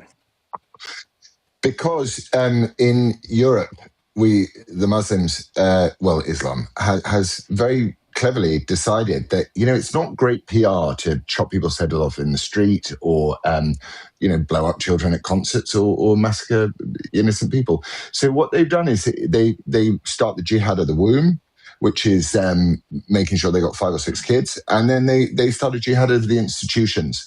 So you find in Britain, you've got a Muslim Police Officers Association, you've got a Muslim Bar Association, you've got basically all of the higher echelons of state, which are already bad anyway, as we know, as conservatives, we hate the state in that way. So we're now controlled by this stuff. So the Labour Party in the UK, which is, our Jacobin Democrat Party with the sort of Social Democrats for America Party, they're trying to bring in a definition of Islamophobia, which includes what they call anti-Muslim hate. Right. And it's like, you're allowed to hate people, right? Whether they're Muslims or non-Muslims, you do it. It's in the Bible. So once you get to about 10%, you've got a real problem. Well, especially in a parliamentary system where you don't necessarily need a serious plurality, let alone a majority, to really achieve high levels of power. That's when people here go, two-party system, man. I go, if you see, no system is perfect. Believe me, we have flaws. The parliamentary system we would see in Canada, prime ministers elected with barely 30% of the vote, and they did not represent the country at large. Yeah. No, we are left. We have now in the Houses of Commons, which is our, the mother of all houses, they call it. We have she reminds me of sort of an angry teenage girl who's never had sex. It's kind of weird. She sits there and it's kind of weird. Just all we get is the bombs, the running over, the knives and the beheadings. So I'll move on if that's all right. Thank you very much. I'm done. Move on. Thank you very much. I'm willing to bet she wouldn't speak up so fervently in an Islamic society because they wouldn't have a place for her. This is so disingenuous as well. That verse that she's quoting from the Quran, it is preceded and proceeded by verses that say exactly the opposite thing. Yeah. So it really drives me nuts. And that's why I chose to not take a theological angle with it, because what's the point? Right. Just hit them on the truth. Yeah. That's it. Well, what I do, too, is the very first video I ever did in 2008. First viral video I did was Crazy Pete's Abortion Barn, where I read from Planned Parenthood like a used car salesman upselling abortions. Second one was the Quran Challenge, where I read from it and just said, hey, read it any page in any direction because it's broad enough that they'll get the point. But I've always said, just look at the founders of the feast, Jesus Christ versus Muhammad. If all of your neighbors acted like Jesus Christ, they might be a little Ned Flanders-y to you. They might be a little bit weird. They'd throw a couple of raging parties, but they'd probably keep it down. If every one of your neighbors acted like Muhammad, you'd be dead. They would all be felons. And then you look at the spread of Christianity, right? Martyrs, Stephen, first martyr. You were killed if you followed Christ. You were killed. It was spread through word of mouth. Islam, there were no known oppressors. People said, well, what's that? It was spread through violence. So you can look at the historical context and the two central figures and see the difference. It's clear as day. They try to do the wordplay. Well, this verse says that you can only beat her lightly, where you can't see the bruises. Yeah, but she's dressed like a ninja, bitch. Shut up. Right?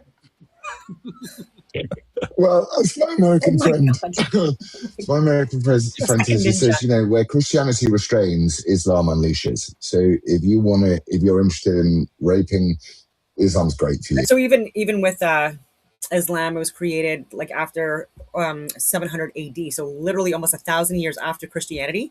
And even with Muhammad, apparently he did have discussions with some Christian monk or something like that may have also again like attempted to like influence his teachings, but obviously to no avail. And I'm going to talk about like the fact that this is very real. There's no laws in place for women or girls or slaves or animals in a lot of these countries. And yeah, and there's a huge reason, right? Like a concern with that, right? Where if you're even a little girl, if you get raped, let's say even report it, like for first of all, like there's like you're not even considered a human, but you could actually be stoned to death or killed for getting raped. And that and again, as someone who has traveled in the Middle East and parts of Africa, I can confirm that that is a fact.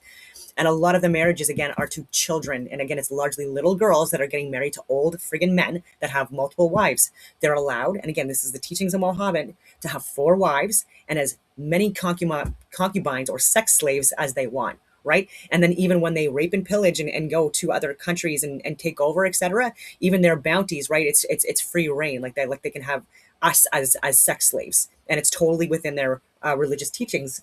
And there's concerns with that, right? So like we have minimum age requirements in Europe, and again, this was brought through under Christianity, right? And our laws again is literally Christian text codified into our laws, Old and New Testament. And so minimum age limits, right? And then rape being illegal, sexual assault, all these things, abuse, like these like depending on the degree, again, these are illegal.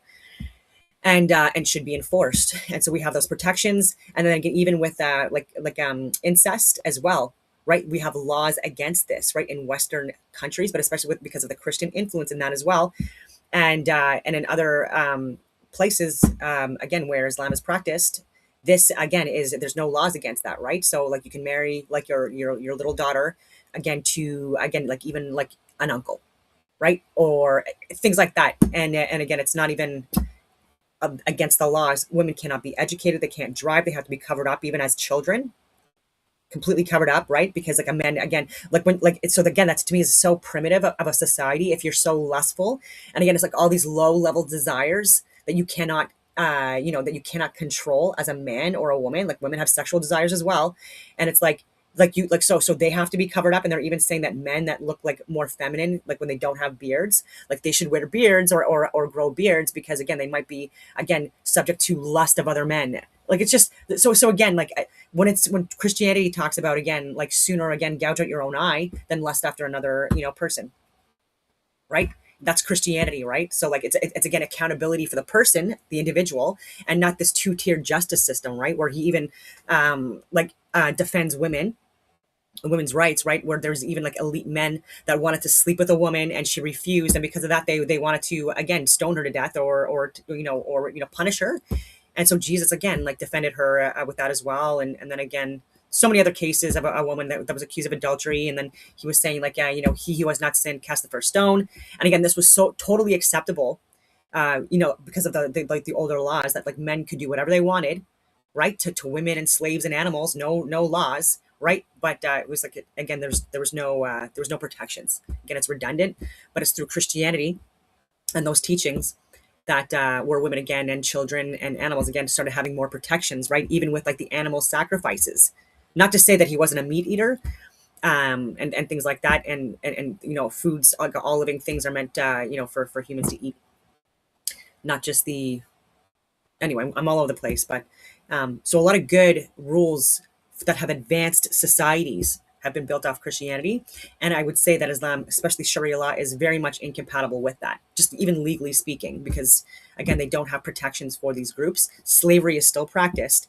And then even in, I think it was Saudi Arabia in the 60s, Malcolm X, again, he converted to be a Muslim, hated white Christians, talked about it all the time, shitting on them, despite the fact that JFK is the one that said that he would refuse to do trade with Saudi Arabia, right, and made a lot of money off of these deals, but if they still practiced slavery, right? So it was only 2 years before Malcolm X went to Saudi Arabia to see the prince or whatever, that they had just ended slavery, and they were still practicing it, but it was quieter. But that was because of a white Christian from the U.S. president. And also, again, like the influence of the West within Muslim countries where they're more advanced, right, and have like stronger laws. It's that Christian influence. And so I'm all over the place, and I'm sorry for that. But especially as a woman, I find it's very important to talk about these things. And so when you have people like Andrew Wilson and others who are very hard right, and they want women to like, again, not have the right to vote, and all of these things, that again, this is again, it's just like the same branch of like Like, are you Sharia law or are you a Christian? Because you're absolutely not promoting Christianity, especially how Jesus taught it. If you like killing people, we got the religion right here for you. If you like kids, welcome, brother. You know, and that ultimately, you've got to kind of boil it down purely as on a comedic level, really, because humor is what stops us killing people most of the time. You've got to boil it down to say, listen, we've got to mock your sky wizard. It's important that we can. Okay.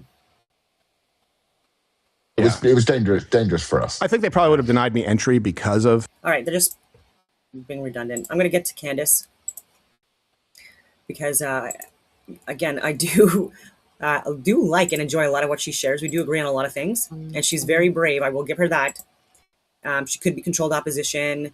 I don't know, but this is interesting. So I didn't watch the whole thing. I watched 5 minutes. Is this the one? Oh no, this is another one. This is in response to Andrew Wilson, so I will possibly share that as well.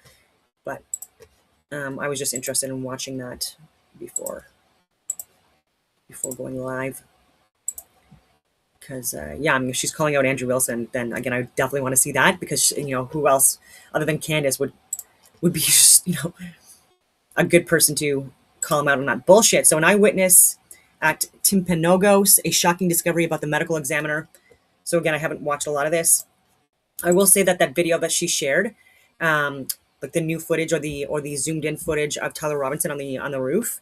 I do still think that it looks to be a firearm. And then even if there's it could be the towel, right, that was placed over it that makes it look like there's weird suspicious movement like in the video as well.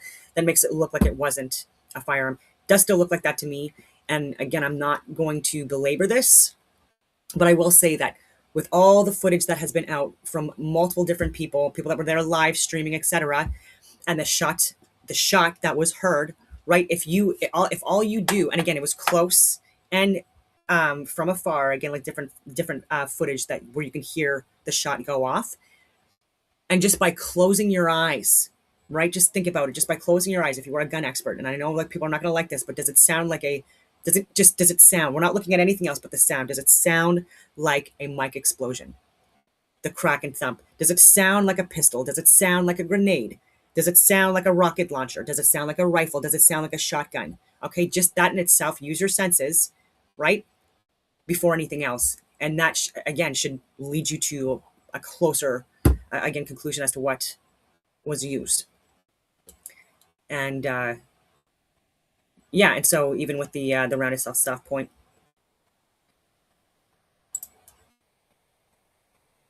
and it would have been because of the modifications that were done, would have been a shorter firearm from barrel to stock or butt than a typical 30-06. Anyway. All right, you guys, happy Thursday. Of course, that is our Friday. We've had a lot of fun this week. Many, many tears were shed, most of them from Blakey Neff.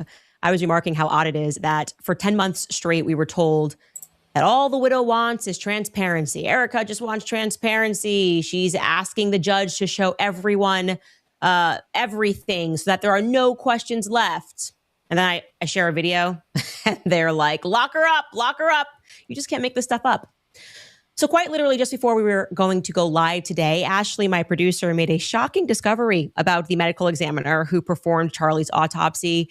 Yeah, and if the prosecution wants transparency, like why again would Lance Twiggs not be on the stand? Why not looking more into him? He did lie under like in that interrogation or interview, whatever you want to call it, like with the signed, confirming that everything that he said was accurate, and so he lied. That and again, even people that were in the Discord network, why are we not hearing more from them or about them and getting all of those messages, etc., released since they have it, right? They subpoenaed Discord and other chat networks in order to get this information and had access to their phones and stuff like that. So again, like this, again, that is not being transparent at all. It's friggin' weird. And yeah. Because it could lead or link them to other actors, right? That are involved. Because do I think it was a hit? Yeah, I do. Do I think there's other people involved? Yeah. Do I think that there are people that are part of the military, pharmaceutical, industrial tech complex that stood to lose a lot of money because of what Charlie Kirk was starting to share, especially in the last few months? Yes, I do. Yeah, I do.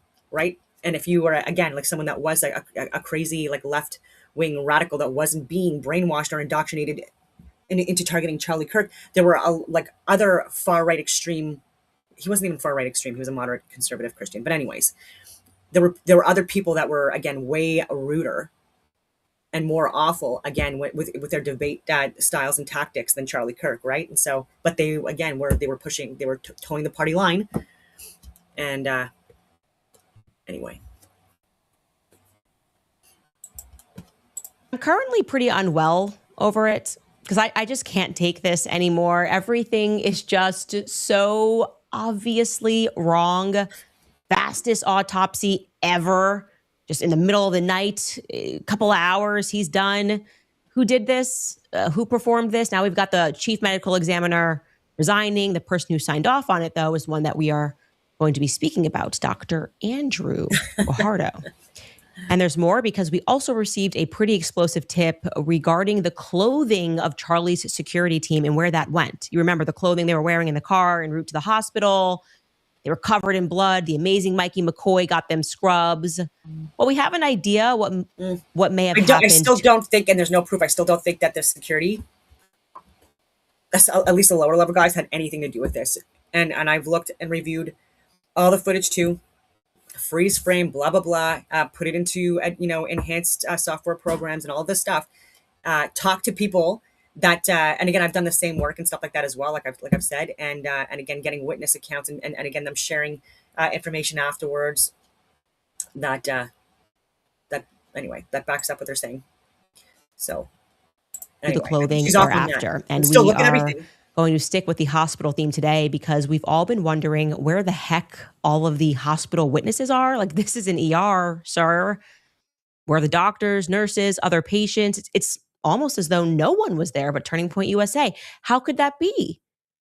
We've come across a source, and the story that we've been told is incredible. And if true, it very much implies foreknowledge of Charlie's assassination. So let's get right into it. Welcome back to Candace.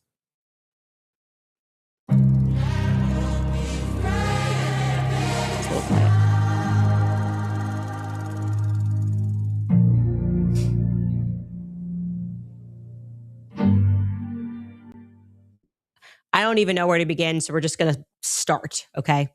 His name is Dr. Andrew Guajardo. He is from New York.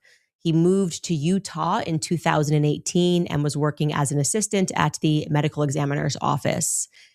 In 2024, when our chief medical examiner, Dr. Deidre Amaro, began to rule the roost, she decided to select him as her deputy. So he was promoted in 2024 when she got there to the role of deputy chief examiner. Okay. So Charlie Kirk, we were told, things are kind of shifting now, but we were really told that he was murdered by a trans furry kid on a rooftop, a gamer.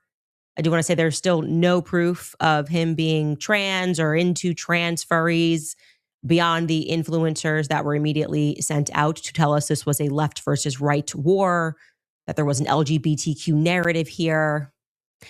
We were also told that he confessed to his crime to his friends, his fellow gamers, on Discord. Here are some of those messages that he tells them that he's speaking to people, Jug, Barnaby, Marina, we've got a girl in there, a guy in there. And he says, hey guys, I have bad news for you all. It was me at UVU yesterday. I'm sorry for all of this. I'm surrendering through a sheriff friend in a few moments. Thanks for all the good times and laughs. You've all been so amazing. Thank you for everything. It's just such an odd thing to do, to just keep confessing, right? Lance Twiggs, Tyler Robinson's alleged boyfriend, has indicated in his interview that Tyler was very into gaming. Not politics, he said, but gaming. So we have a storyline which involves trans furry gamers, to be specific. Now, of course, the majority of the public is suspicious, right? Just suspicious to say the least over the text messages, the Discord confessions, even more so after seeing the Spider-Man ninja who jumped from a low rooftop with the skill, precision, and fearlessness of a SEAL Team 6 member. But after listening to the preliminary hearing, we suspect that Tyler, it's plausible, could have been set up by Lance. His prints are everywhere. He lives with him. He had the login to, it's plausible that he could have a login to his boyfriend's Discord. That wouldn't be strange when you're dating someone and living with them. His prints were less degraded, certainly, than Tyler Robinson's were on the gun, which had dust in the barrel, so likely wasn't even fired. Who could have had access to Tyler's stuff? The Discord element just feels a little fetty, right? Just a little federal trappy, I might say. So who is this Dr. Andrew Guajardo, right? Anything that might be of interest in his background? That was kind of how Ashley began. She was like, oh, I'm wondering about the medical examiner. I wonder who he is. I said, yeah, we should get to that. And it turns out there's something very interesting to know about him. And it's who he's married to. His wife is someone who might be of interest, who might be an expert in this category. Honestly, they might bring her in as an expert because Dr. Andrew Guajardo is married to a furry. I kid you not. Or at least, the very least we can assert is that he's married to someone who encourages, supports, works with, and propagates the culture of furries and occasionally dresses up as one herself. He's married to a woman named Dr. Ashley Brown Guajardo. And here she is. Meet Ashley.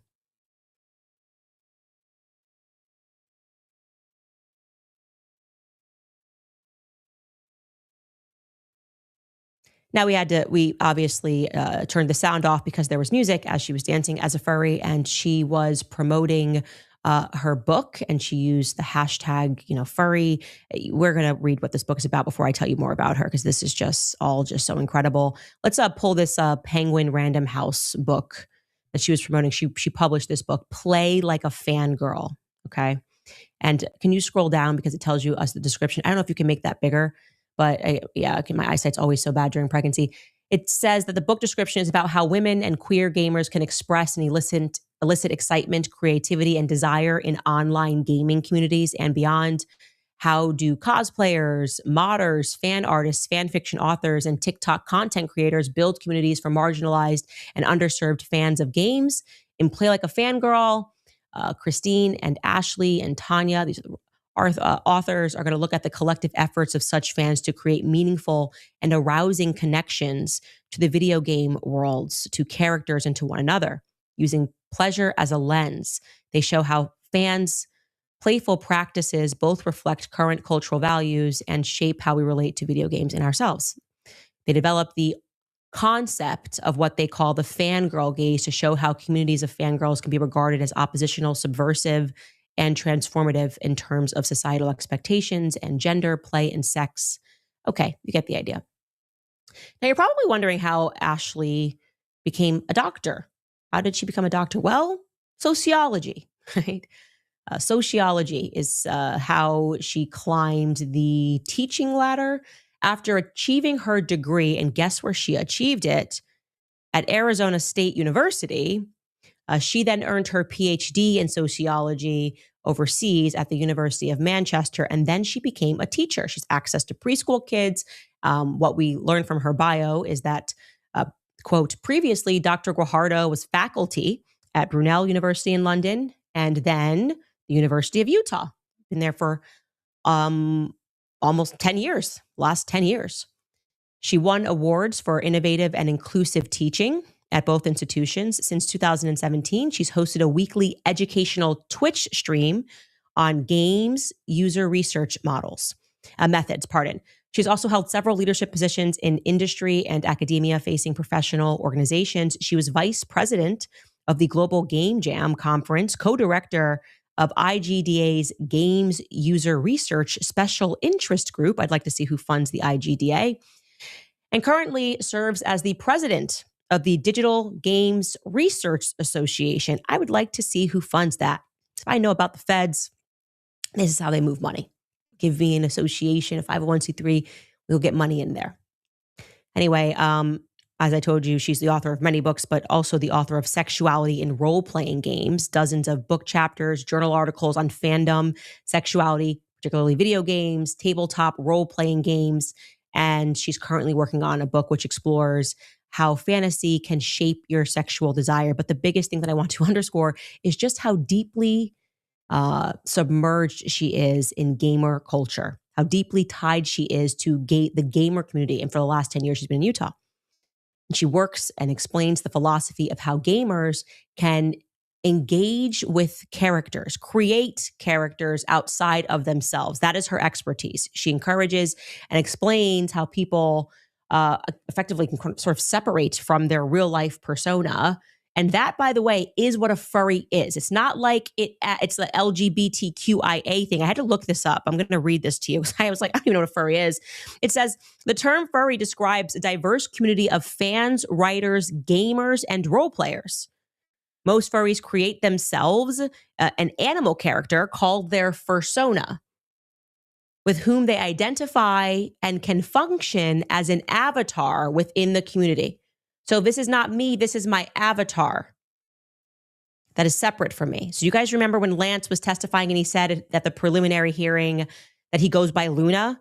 And for some reason I felt like it was going to be some anime. I was like, what? I don't think he's trans. I think this is going to be some gamer thing. I suspect that is what Luna is. It's a gaming character that he engages with outside of Lance Twigs. Okay. Here is how Dr. Ashley might explain how that engagement works. Take a listen. So erotic roleplay is different from cybersex in the sense that in erotic roleplay, you have this roleplay component, meaning that people are not, at least explicitly, playing as themselves. They are not seeking out sexual interaction in a game or in a chat room or otherwise as the human being that they are in their day-to-day life. They are playing the role of a character, perhaps in a fantasy world, perhaps from a popular franchise like Star Wars, or just their own original character, but they are playing this character that is different from them with different wants, needs, hopes, and dreams, and they're engaging with erotic content. So cybersex, on the other hand, would be when people want to engage with sexual content online, or, if it's phone sex, then it's through the phone, but that would be as themselves. So in terms of practice, what are we actually talking about? Well, the two are very similar because at the end of the day, you're still using a keyboard to type out your erotic thoughts and feelings and emotions. The difference being that one person is doing it as a character and one person is doing it as themselves. Okay. I would like to again stress the point that Dr. Ashley has spent the last 10 years working as a professor in Utah, okay, at the University of Utah in Salt Lake City, encouraging her students and her gamers to join her on her Discord, to follow her Twitch, her streamer account. And I'm wondering, how big can this community of gamers that are into this be throughout the state of Utah? I'm wondering, have we identified everybody on this Discord chat? I'm wondering, is this a coincidence? How big can this community be? And similar to Dr. Amara has left the building. She's no longer at Utah. Ashley and her husband they've now gone to New York. He's accepted. Now he's going to be the chief medical examiner in New York, and she's going to be teaching at NYU. We should pull up her LinkedIn, by the way. Yeah, I do believe we should pull up just to show, not barred from being around. Sorry, I did pop out for a bit, but I did like this comment. To achieve additional long-lasting political goals, all the world is a stage. True. And your heroes as well as your villains are merely actors feeding one of their opinions and parties. Kids actually encourages it. Now she's the assistant arts professor at NYU full-time. So they up and left associate professor. I guess she left ahead of her husband. I don't think that's right because he didn't leave until after, obviously, he did the medical examiner's office, and they are married. But assistant professor, University of Utah. She's just been around students for a very long time. So again, I'll ask the question, how big can this particular gaming furry create a character that is outside of yourself, join me on Discord, Twitch community in Utah be? Has she ever come across Lance Twiggs? That'd be a question that I would ask. I just feel like that's a question that I would like to know the answer to across her 10-year career in Utah, and also being on the board and working with these outside organizations and associations, studying these people and encouraging this lifestyle. I'll leave it at that, because I am just jaw on the floor with all of this. So Charlie effectively had a lesbian, because Dr. Amaro was dating a woman, and Deidre Amaro, and I don't know what to describe Dr. Andrew as. Andrew Guajardo, I guess. I don't know. What he's married to. He's got to be remotely into this. Too many coincidences. Yeah, let's see. What else she's talking about? Scenario, we would think, oh, great. They obviously did that in an effort to collect evidence. That's what they should be doing. Bagging the clothing and sending it to be stored for further examination, or in case it comes up. Maybe further testing. Maybe it'll come up in throughout the course of the court cases. So this is not a normal situation. These feds were not doing anything normal, right? We know this because we learned that the feds immediately had the car towed, sent away, wanted it cleaned and resold. They didn't take it and go, oh, let's keep this for evidence. They said, get rid of the car.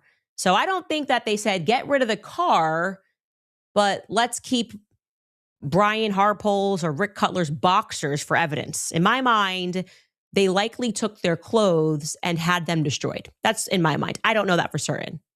It's an unknowable thing unless you are Tyler Robinson's defense team and you can demand access to that sort of information, which I would if I was on Tyler Robinson's defense. Down to the boxers. The feds took it. You see, I'm a person who actually, just to be clear, so that I'm on record, I want the judge to come back in September and say that there is enough evidence to move the case forward, that the influencers were convincing. Me and Turning Point in that regard, we're kind of rooting for the same thing, but for different reasons. I personally just want to see how long they can keep this farce going. I want more information to become available to the public. I want to see them do that thing that's going to happen more, like, I don't know.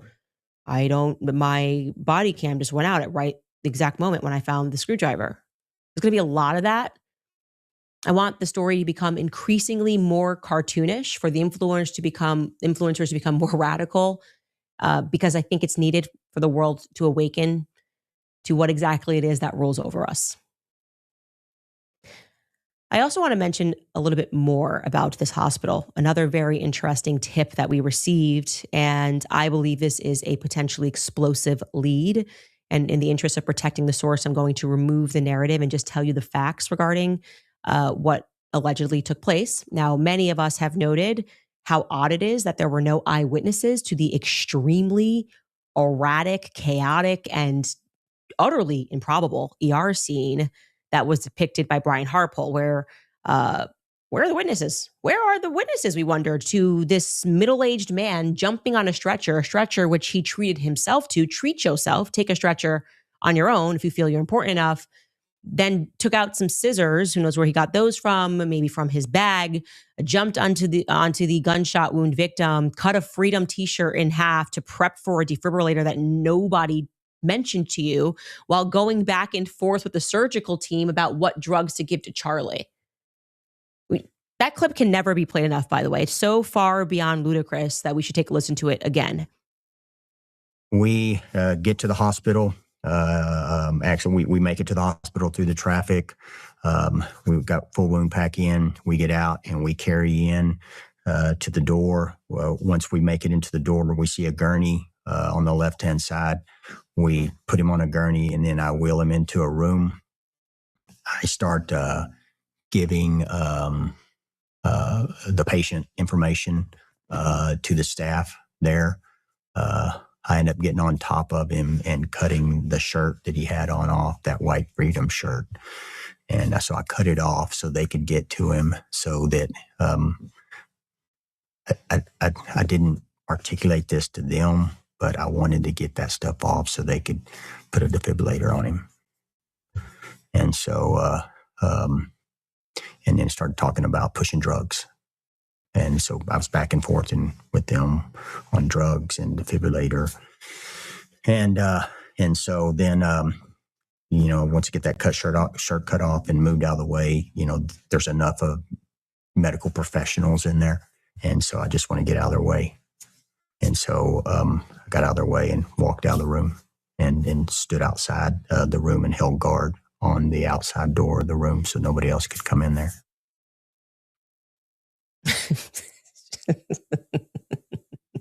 Okay. So that's a man who fell asleep watching Dr. House reruns. Okay. He just pictured himself as Dr. House. None of that was real life. But I love the part where he's like, and then I excused myself. Like I could have stayed in longer, obviously, but nobody asked me to leave. I just was like, okay, let's run through the drugs. I need 2 grams. I need 2 milligrams of this. I need 4 milligrams of this. Hey, bring in this. Who's got the tea? Okay. All right. There's enough for you guys. I'll see myself out and I'm going to guard the door. None of that takes place in a real emergency room setting. We just know that doesn't take place in a real emergency room setting. I am so tired of having to play stupid and interested in these narratives that they keep spinning that are coming from TV. Okay? He is not in charge of deciding what medicine to give, to administer to a patient that you've rushed in and said has a gunshot wound. There would actually be more security protocol. Because you'd be thinking, did a husband shoot his wife? You don't just trust people. Now he's got a pair of scissors. You just would be like, you need to see yourself out. Thank you. Not this guy. Anyway, back to our question. Where are the witnesses to the events that took place that day at Timpanogos Hospital? Where are they? That's a scene. Didn't they see him doing that?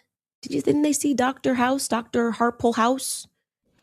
Again, to me, that's out of the ordinary, especially again for like someone as high profile as he would be, right? There would be ways to make it where, like, even transportation within the hospital would be, covered in a bit of secrecy for obvious reasons, and so that doesn't really stand out to me as being weird either. So again, there's nothing yet except for the doctor's wife, which is very interesting. If you don't have a plan now, you could end up owing even more next tax season. I agree with you and John Bray that the exploding mic theory is the best explanation of what we could grasp from the limited footage available. Still can't even believe number that's one, given the eruption of blood and or of a tissue emanating from Charlie's neck, it is clear that the large vessels of the neck, the left carotid artery and the jugular vein, were transected. This kind of extrusion is more consistent with an exit wound. However, because large blood vessels were involved, we cannot rule out the possibility that a bullet entering his left neck would have resulted in what we saw. 2, if Charlie was shot from the rear and the bullet exited the left neck, it would most certainly do what was observed. However, there is no evidence that he was shot from behind. 3, if Charlie was hit from the front, momentum from... Again, to me, this is so ridiculous because even like the sound itself and then even freeze frame, again, going in through the footage at slow-mo as you can. And again, this was not a friggin' exploding mic. And I don't care what people are saying about that. So even Robert O'Neill or whatever his name is, that guy that's with SEAL Team 6, again, I'm surprised that he's sharing that, you know what I mean, based off of his expertise and like all the experience he has with firearms and stuff like that. And again, he's been very vocal over the years about his what he's done. And so to me, like, I'm questioning him now. I'm like why, like what the hell? Like, and so it makes me think that he didn't look at the actual footage. He didn't freeze frame. He didn't go slow-mo.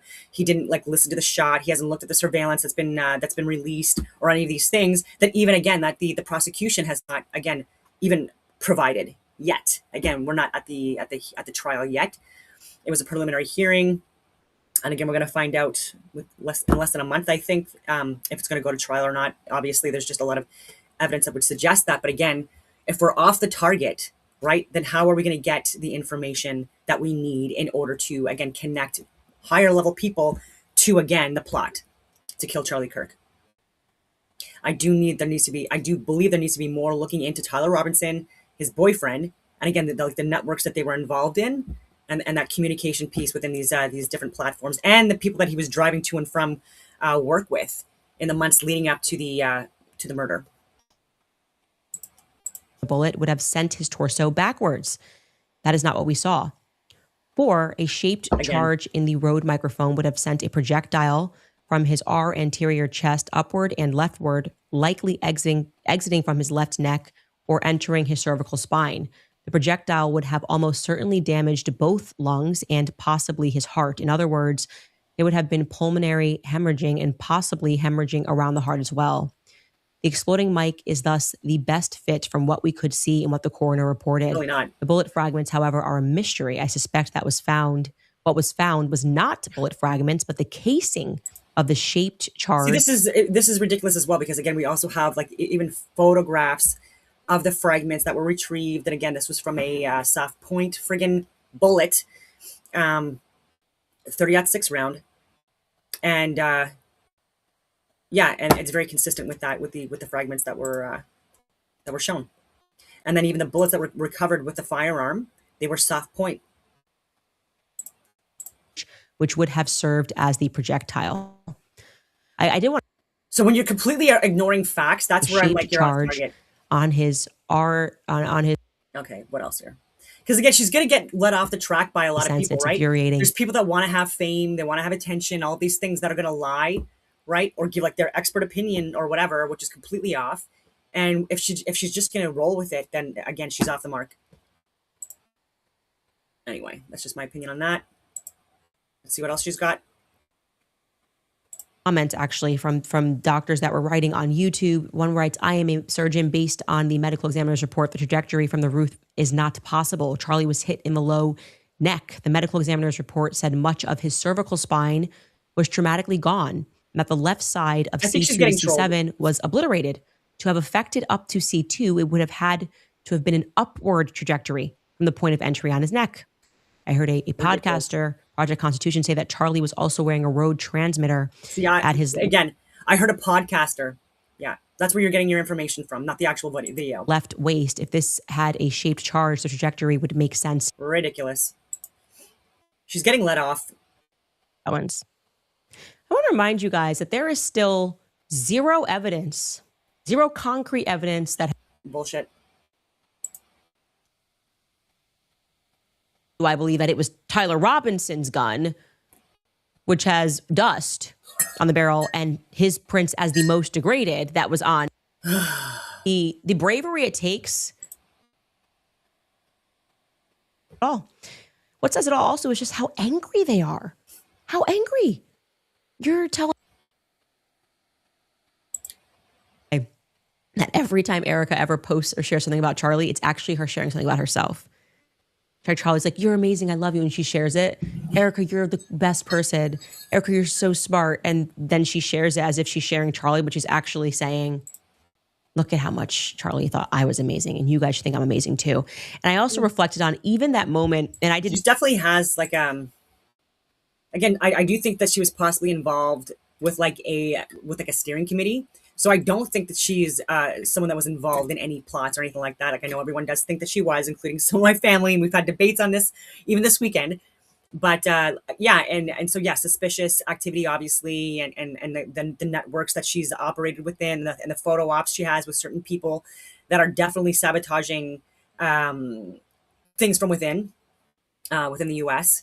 And so, yeah, there's a lot of suspicion that's being thrown at her, but I don't think, especially with the time that she was with him for 5 years and the 2 kids, I don't think that she would, I don't know, it would be crazy to me, involved, because again, she could possibly tip him off. But they were also talking about divorce, and they were having apparently like marital issues, etc. And they wanted to bring in some kind of like a pastor or anyway, some religious figure for whatever reason. And so even that is interesting to me. So I would definitely be looking at that.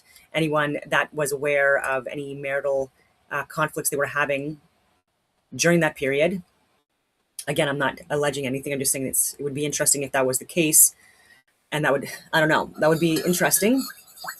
But again, also people within Turning Point USA that are pushing propaganda, and it's for money.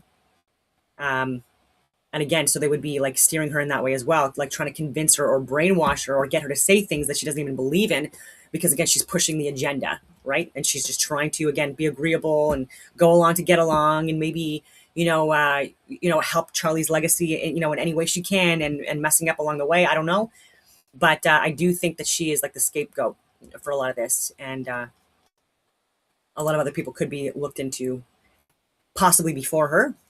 But again, I don't know. Not think this at the time, because I was just in the stage of grief. And like I said, in that moment, I feel like at the memorial, I needed something from Erica. I was just like, oh, we're all going to be fighting together. But when you reflect on that moment, which they sold to us and which many of us, myself included, believe was this demonstration of the deepest and truest kind of Christianity, because she said, I forgive him. In retrospect, what Erica was doing was so evil. She was actually saying, I convict him. I convict Tyler Robinson, not forgive. I convict. She didn't have any idea that he had done it. We had him. She hadn't seen any evidence that herself, maybe the assumption was that she did, that she went to UVU when they showed her. No. She got on that stage, she put on a performance, and she said, I convict this man. I send this man to his death. That's the reality. That is the reality. Anyway, some comments that you guys have for us on today's episode. Renee writes, Charlie was killed soon after I lost my husband. I reached out to his first wife, and your show bonded us. Today is her birthday. We both always stay home, so I don't see her. Please wish Suzanne a happy birthday. We love you and all your hard work for Charlie. God bless you and your family. Happy birthday to Suzanne. And thank you for that comment. All right. I thought she was going to get into the Andrew Wilson stuff here because she's wearing the same outfit. It might be at the very end, or I might have missed it when I was downstairs getting a coffee. But this is from another podcaster. I'm 5 minutes in. So Daily Freddo with Cassia. Candace just ended Andrew Wilson. Why is he so desperate? So anyway, I want to see what she has to say. Up the back at Andrew Wilson, who's been trying to score a debate with her ever since he was hired by TVUSA to coach their people on how to debate. I know, what an amazing choice of a person for a coach. Master debater, an expert, a person that you just can't defeat. I thought I wanted Candace to stay above it. I thought I wanted her to keep ignoring his pathetic attempts to rage bait her. But now that she did respond, I'm glad. Because she said what we all were thinking. Little bit of a backstory so you can all truly appreciate Candace's response. So again, Andrew Wilson is a self-proclaimed prominent conservative Christian debater, commentator, and content creator known for his sharp, confrontational style in online debates. He went viral for all the wrong reasons. Here is a famous moment when he tried to argue that women need men to open a jar of pickles. Okay, men are stronger. So the feminist sitting in front of him challenged him to open a jar of pickles. It went great. It's a great clip. I'm supposed to open the pickle jar? I got to grip it. Uh-oh, Andrew. If you can't open it either. Your hand greased the whole top of it. See how he said that they greased the whole top of it? I wouldn't be surprised if they actually did that to try to embarrass, again, women like on these podcasts. Because even when I was in the military, it just reminded me of, like, even with our C7 rifles, when they would intentionally tighten up the ring where you put the guards on. Whenever I would have to do the assessment, be assessed on, again, dismantling and putting back together these like the rifles and things like that in the military, they would do that friggin' intentionally, right? And they would loosen it up for the men, right? Afterwards, just ridiculous. And I was able to get the guards on and off, even though it was friggin' tight as shit. But again, they would use me as the example, even though I was the only female, again, on the course, etc. Again, they would come in with this tightened rifle, and again, they would use me as the example. And then, and sometimes they would get a guy to try to do it first. He wouldn't be able to do it, and then they would get me, and I would be able to do it. So it kind of didn't work out in their favor. But anyway, Literally slippery. I'm supposed to open the pickle jar? and they would get the biggest, strongest guy too, or try to get like one of the more stronger ones to be like, he can't do it. You know what I mean? Or he could do it. Sorry, they expected that he would be able to do it. Completely off on that one. So they would assume that he would be able to do it, and then Grab me a paper towel so I can dry the top of it off. You're the big strong man. There you go. Come on.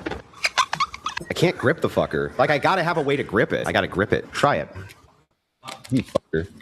Yeah, he's the bullshit. I'm supposed to open the pickle jar? Another viral moment that I think I already showed you a while ago, but we can't move on without watching it again, is Andrew reacting to an OF model challenging the fact that he doesn't live by the rules he preaches. His reaction? Mighty Christian. Your wife has 3 baby daddies and has been married twice before. And you under you lick sniz. Under your religion. You lick sniz. What does that You're mean? a fucking dyke. Don't talk shit about my wife, you stupid bitch. Shut your fucking mouth. Shut your stupid bitch mouth. Your wife with the 3 baby What did I just say? Your Dyke? wife with the 3 Sorry, baby doll. I'm daddies? sorry, dyke. Is she morally inconsequential in comparison to your ditch licking? Do the men that you try to Do the women that you try show to your hatred against? Do the women they, that you try convince them to that they shouldn't? You know, like, Charlie, did I pursue bring women? Do they know Charlie? that Did I bring wife your is 5 family? years older? Did I bring any of your You called family me into fucking anything? stupid. Did I You say called anything me about fucking your stupid. family being stupid, Charlie? She wasn't even being disrespectful. She was just addressing like a point, right? When you guys are pushing traditional values, him and his wife, right? When she has 3 children from 3 different fathers, like that's and she's educated. She has a degree. I think she was an engineer or something like that. And again, like fully, again, has had the advantages and benefits of a modern society where women have equal rights and all these things. And again, pushing a narrative that she herself has not at all followed throughout her life. And so to be attacked like that and the name calling and stuff like that, she wasn't name calling or anything like that. It's literally a point or a question or a concern that people do bring up, right? And it's valid. And it's not to disrespect anyone at all, by the way. And it's good on Andrew, at least, for, stepping up and being, a good stepfather to help her raise these kids, but that doesn't take away from facts. Because I'm better than you, Charlie. No, it's because you're embarrassed, and you know that the traditional values that you try to sell people on are bullshit because Let's you go are not through a it. traditional man. Chuck, let's go through it. You are not a traditional. Just screams values of Yeah, TPUSA, you can even open a right? pickle jar. Erica met with him. They hugged. He even said she needed an old man hug. I'll link the previous episode about it in the description so you can get the full context. But generally, Andrew claimed he went to coach people at TPUSA and he was here to defend the widow. That's after he claimed Erica was a moron. So, example of how he spoke about Erica, okay? Here's his tweet. Feminists always claim misogyny doesn't protect women, but here I am claiming Erica Kirk is too retarded to have participated in Charlie's proving the claim wrong entirely. Yes, this is my real position backed with facts, and I will devastate Candace with them. But hey, his intentions must be super pure, right? Nothing to do with the fact that he is a vile person and he would be working that new strategy for Erica, where he would try to get a gotcha moment from the biggest podcasters covering Charlie Kirk's story, right? No, not at all. I recently did an episode asking if Erica would sue Candace Owens, and I think she might. I also think people are currently over time to get a debate with them to try to get some family of them. And said X. If I'm claimed every single day a single token was offered hundreds of thousands of dollars plus a guarantee of even more attention to by debating it, I would do the debate in a heartbeat. Nobody can explain to me why they wouldn't do this. It's fear. Yeah, everyone fears Andrew. This tweet, I believe, is about Candace. He really, really, really wants to debate her, to the point he's offering an insane amount of money to do so. And by insane amount of money, I mean something like $100,000. Why? How much is he getting paid by TPUSA to rage bait the creators online? Allegedly. To trick them into debating him and saying something they shouldn't. Allegedly. All allegedly, of course. And this has become Andrew's whole personality, going after Candace or anyone with a large platform that questions the official narrative. Here is Candace's hilarious response. Seven Sheets writes, I'm amazed and amused by the prolific naysayers to you online with maybe one of your reach and believers. They're crazy, but they seem so tough enough to open a jar of pickles, if you know what I mean. I'm here with you and God bless. Yeah, they're just insane. And there's something also just extraordinarily gay, 90s gay about men that do that full time online. It's just I'm like, stop. Stop being a woman. Let us do that. You see these guys Candace said this. Candace, debate me, Candace. Candace, look at me, Candace. I'm like, ew. The sissy culture of men online. When men podcast, they can't podcast like women. Do you get what I mean? If you're going to be a man and you're going to podcast, and they kind of carved out the podcast space, but who was it? It was the military bros. It was Joe Rogan having on UFC fighters. They were talking about their diet and their exercise. And you're like, oh, that's a man podcast. Now we have these sissies. We're like, did you hear what Candace said yesterday? Oh, did you hear what Candace? Please don't do that. It's so gross. It's so gross. I hate looking at these men. It bothers me deeply. They're all Emmanuel Macron. Don't act like Emmanuel Macron. Act like Brigitte. Be a man. Someone on X stated that Andrew Wilson was working for TPUSA. Andrew Colvett answered, nope, he was paid for 1 day of debate training for our students and campus debate team. He's not being paid. But seeing how much they seem to hate that idea, maybe we should see if we can work something out, LOL. That doesn't sound real. Sounds like the deal was already made and Wilson is fulfilling his end of it. Here are some examples of his tweets begging for debates. Let's just assume for a second the Jaws gave me the money to offer up to Candace. In her shoes, I would take the money and destroy the opposition in a debate, then laugh all the way to the bank. Well, you see, that's the difference between Candace and anybody else. She doesn't give a damn about the money, okay? Another tweet. Tell you what, Ian Carroll, how about we don't even debate? We just talk. No debating at all, just us talking about this stuff and giving our views. That way, you don't have a panic attack. That seems fair to you? Oh my God. Right? This one. Or how is this for an alternative? Baron and I just have a convo, no debate, where can I ask questions about his positions and can he can ask about mine? Baron, how is that for fair? Everyone was ignoring him, guys. Everyone. Then finally, he got to Stu. I'll debate with Stu Peters, today, even if he wants. So the only person that took the bait, or maybe wanted to do it to show others what it would actually look like, was Stu Peters. It turned into Andrew Wilson continuously asking Stu if he believed Andrew Colvett was at Fort Huachuca. He was trying to make him say it over and over again, which only strengthened my suspicions about him trying to make people say something defamatory. Here, take a look. I don't have any claims. I'm investigating what happened to Charlie Kirk because I don't believe you. Do you not have any evidence that Tyler Robinson, Charlie Kirk? Was he there or not? Did Tyler Robinson, was he Charlie there Kirk? or not? Did Tyler Robinson, Charlie Kirk? I think the evidence supports that, sure. Now answer my question. Was Andrew Colvett at Fort Huachuca or not? Was he there or not, Stu? Where's Andrew Colvett? Why won't answer you the come out and question, answer that Stu? question? Answer my question. Was I'm he not there here or to not? answer your question. Was Andrew Colvett at Fort Huachuca or not, Stu? I'm not here to talk about. I'm not here to answer any of your questions. Do you think yeah, the government lies. Who do you think wrote them, Stu? I don't accept the government narrative. I know. Who do you think wrote Charlie Kirk or any of the made-up evidence? What have you actually learned? I've learned a whole lot. What? But that's not what I'm here to discuss. Yeah, what? I'm Okay, so right. I'm running an investigation, but I can't even tell you what I've learned. Do you remember when he confessed, Stu, via text message? You know, how did it get there, Stu? How can I tell you how it got there? Yeah, the confession, and even with the Discord messages, again, people are trying to say that, he couldn't have possibly, wrote those messages at 8:30 p.m. like before he got turned himself in with his parents and Mitch Mitchell or whatever his name is, the family friend. They did that afterwards, right? So he knew that he was going to be going in, and so within a half an hour of going, he wrote those. And yeah, so when there is proof of things and people just completely ignore it, I don't understand why, because it's not going to help us make the linkages.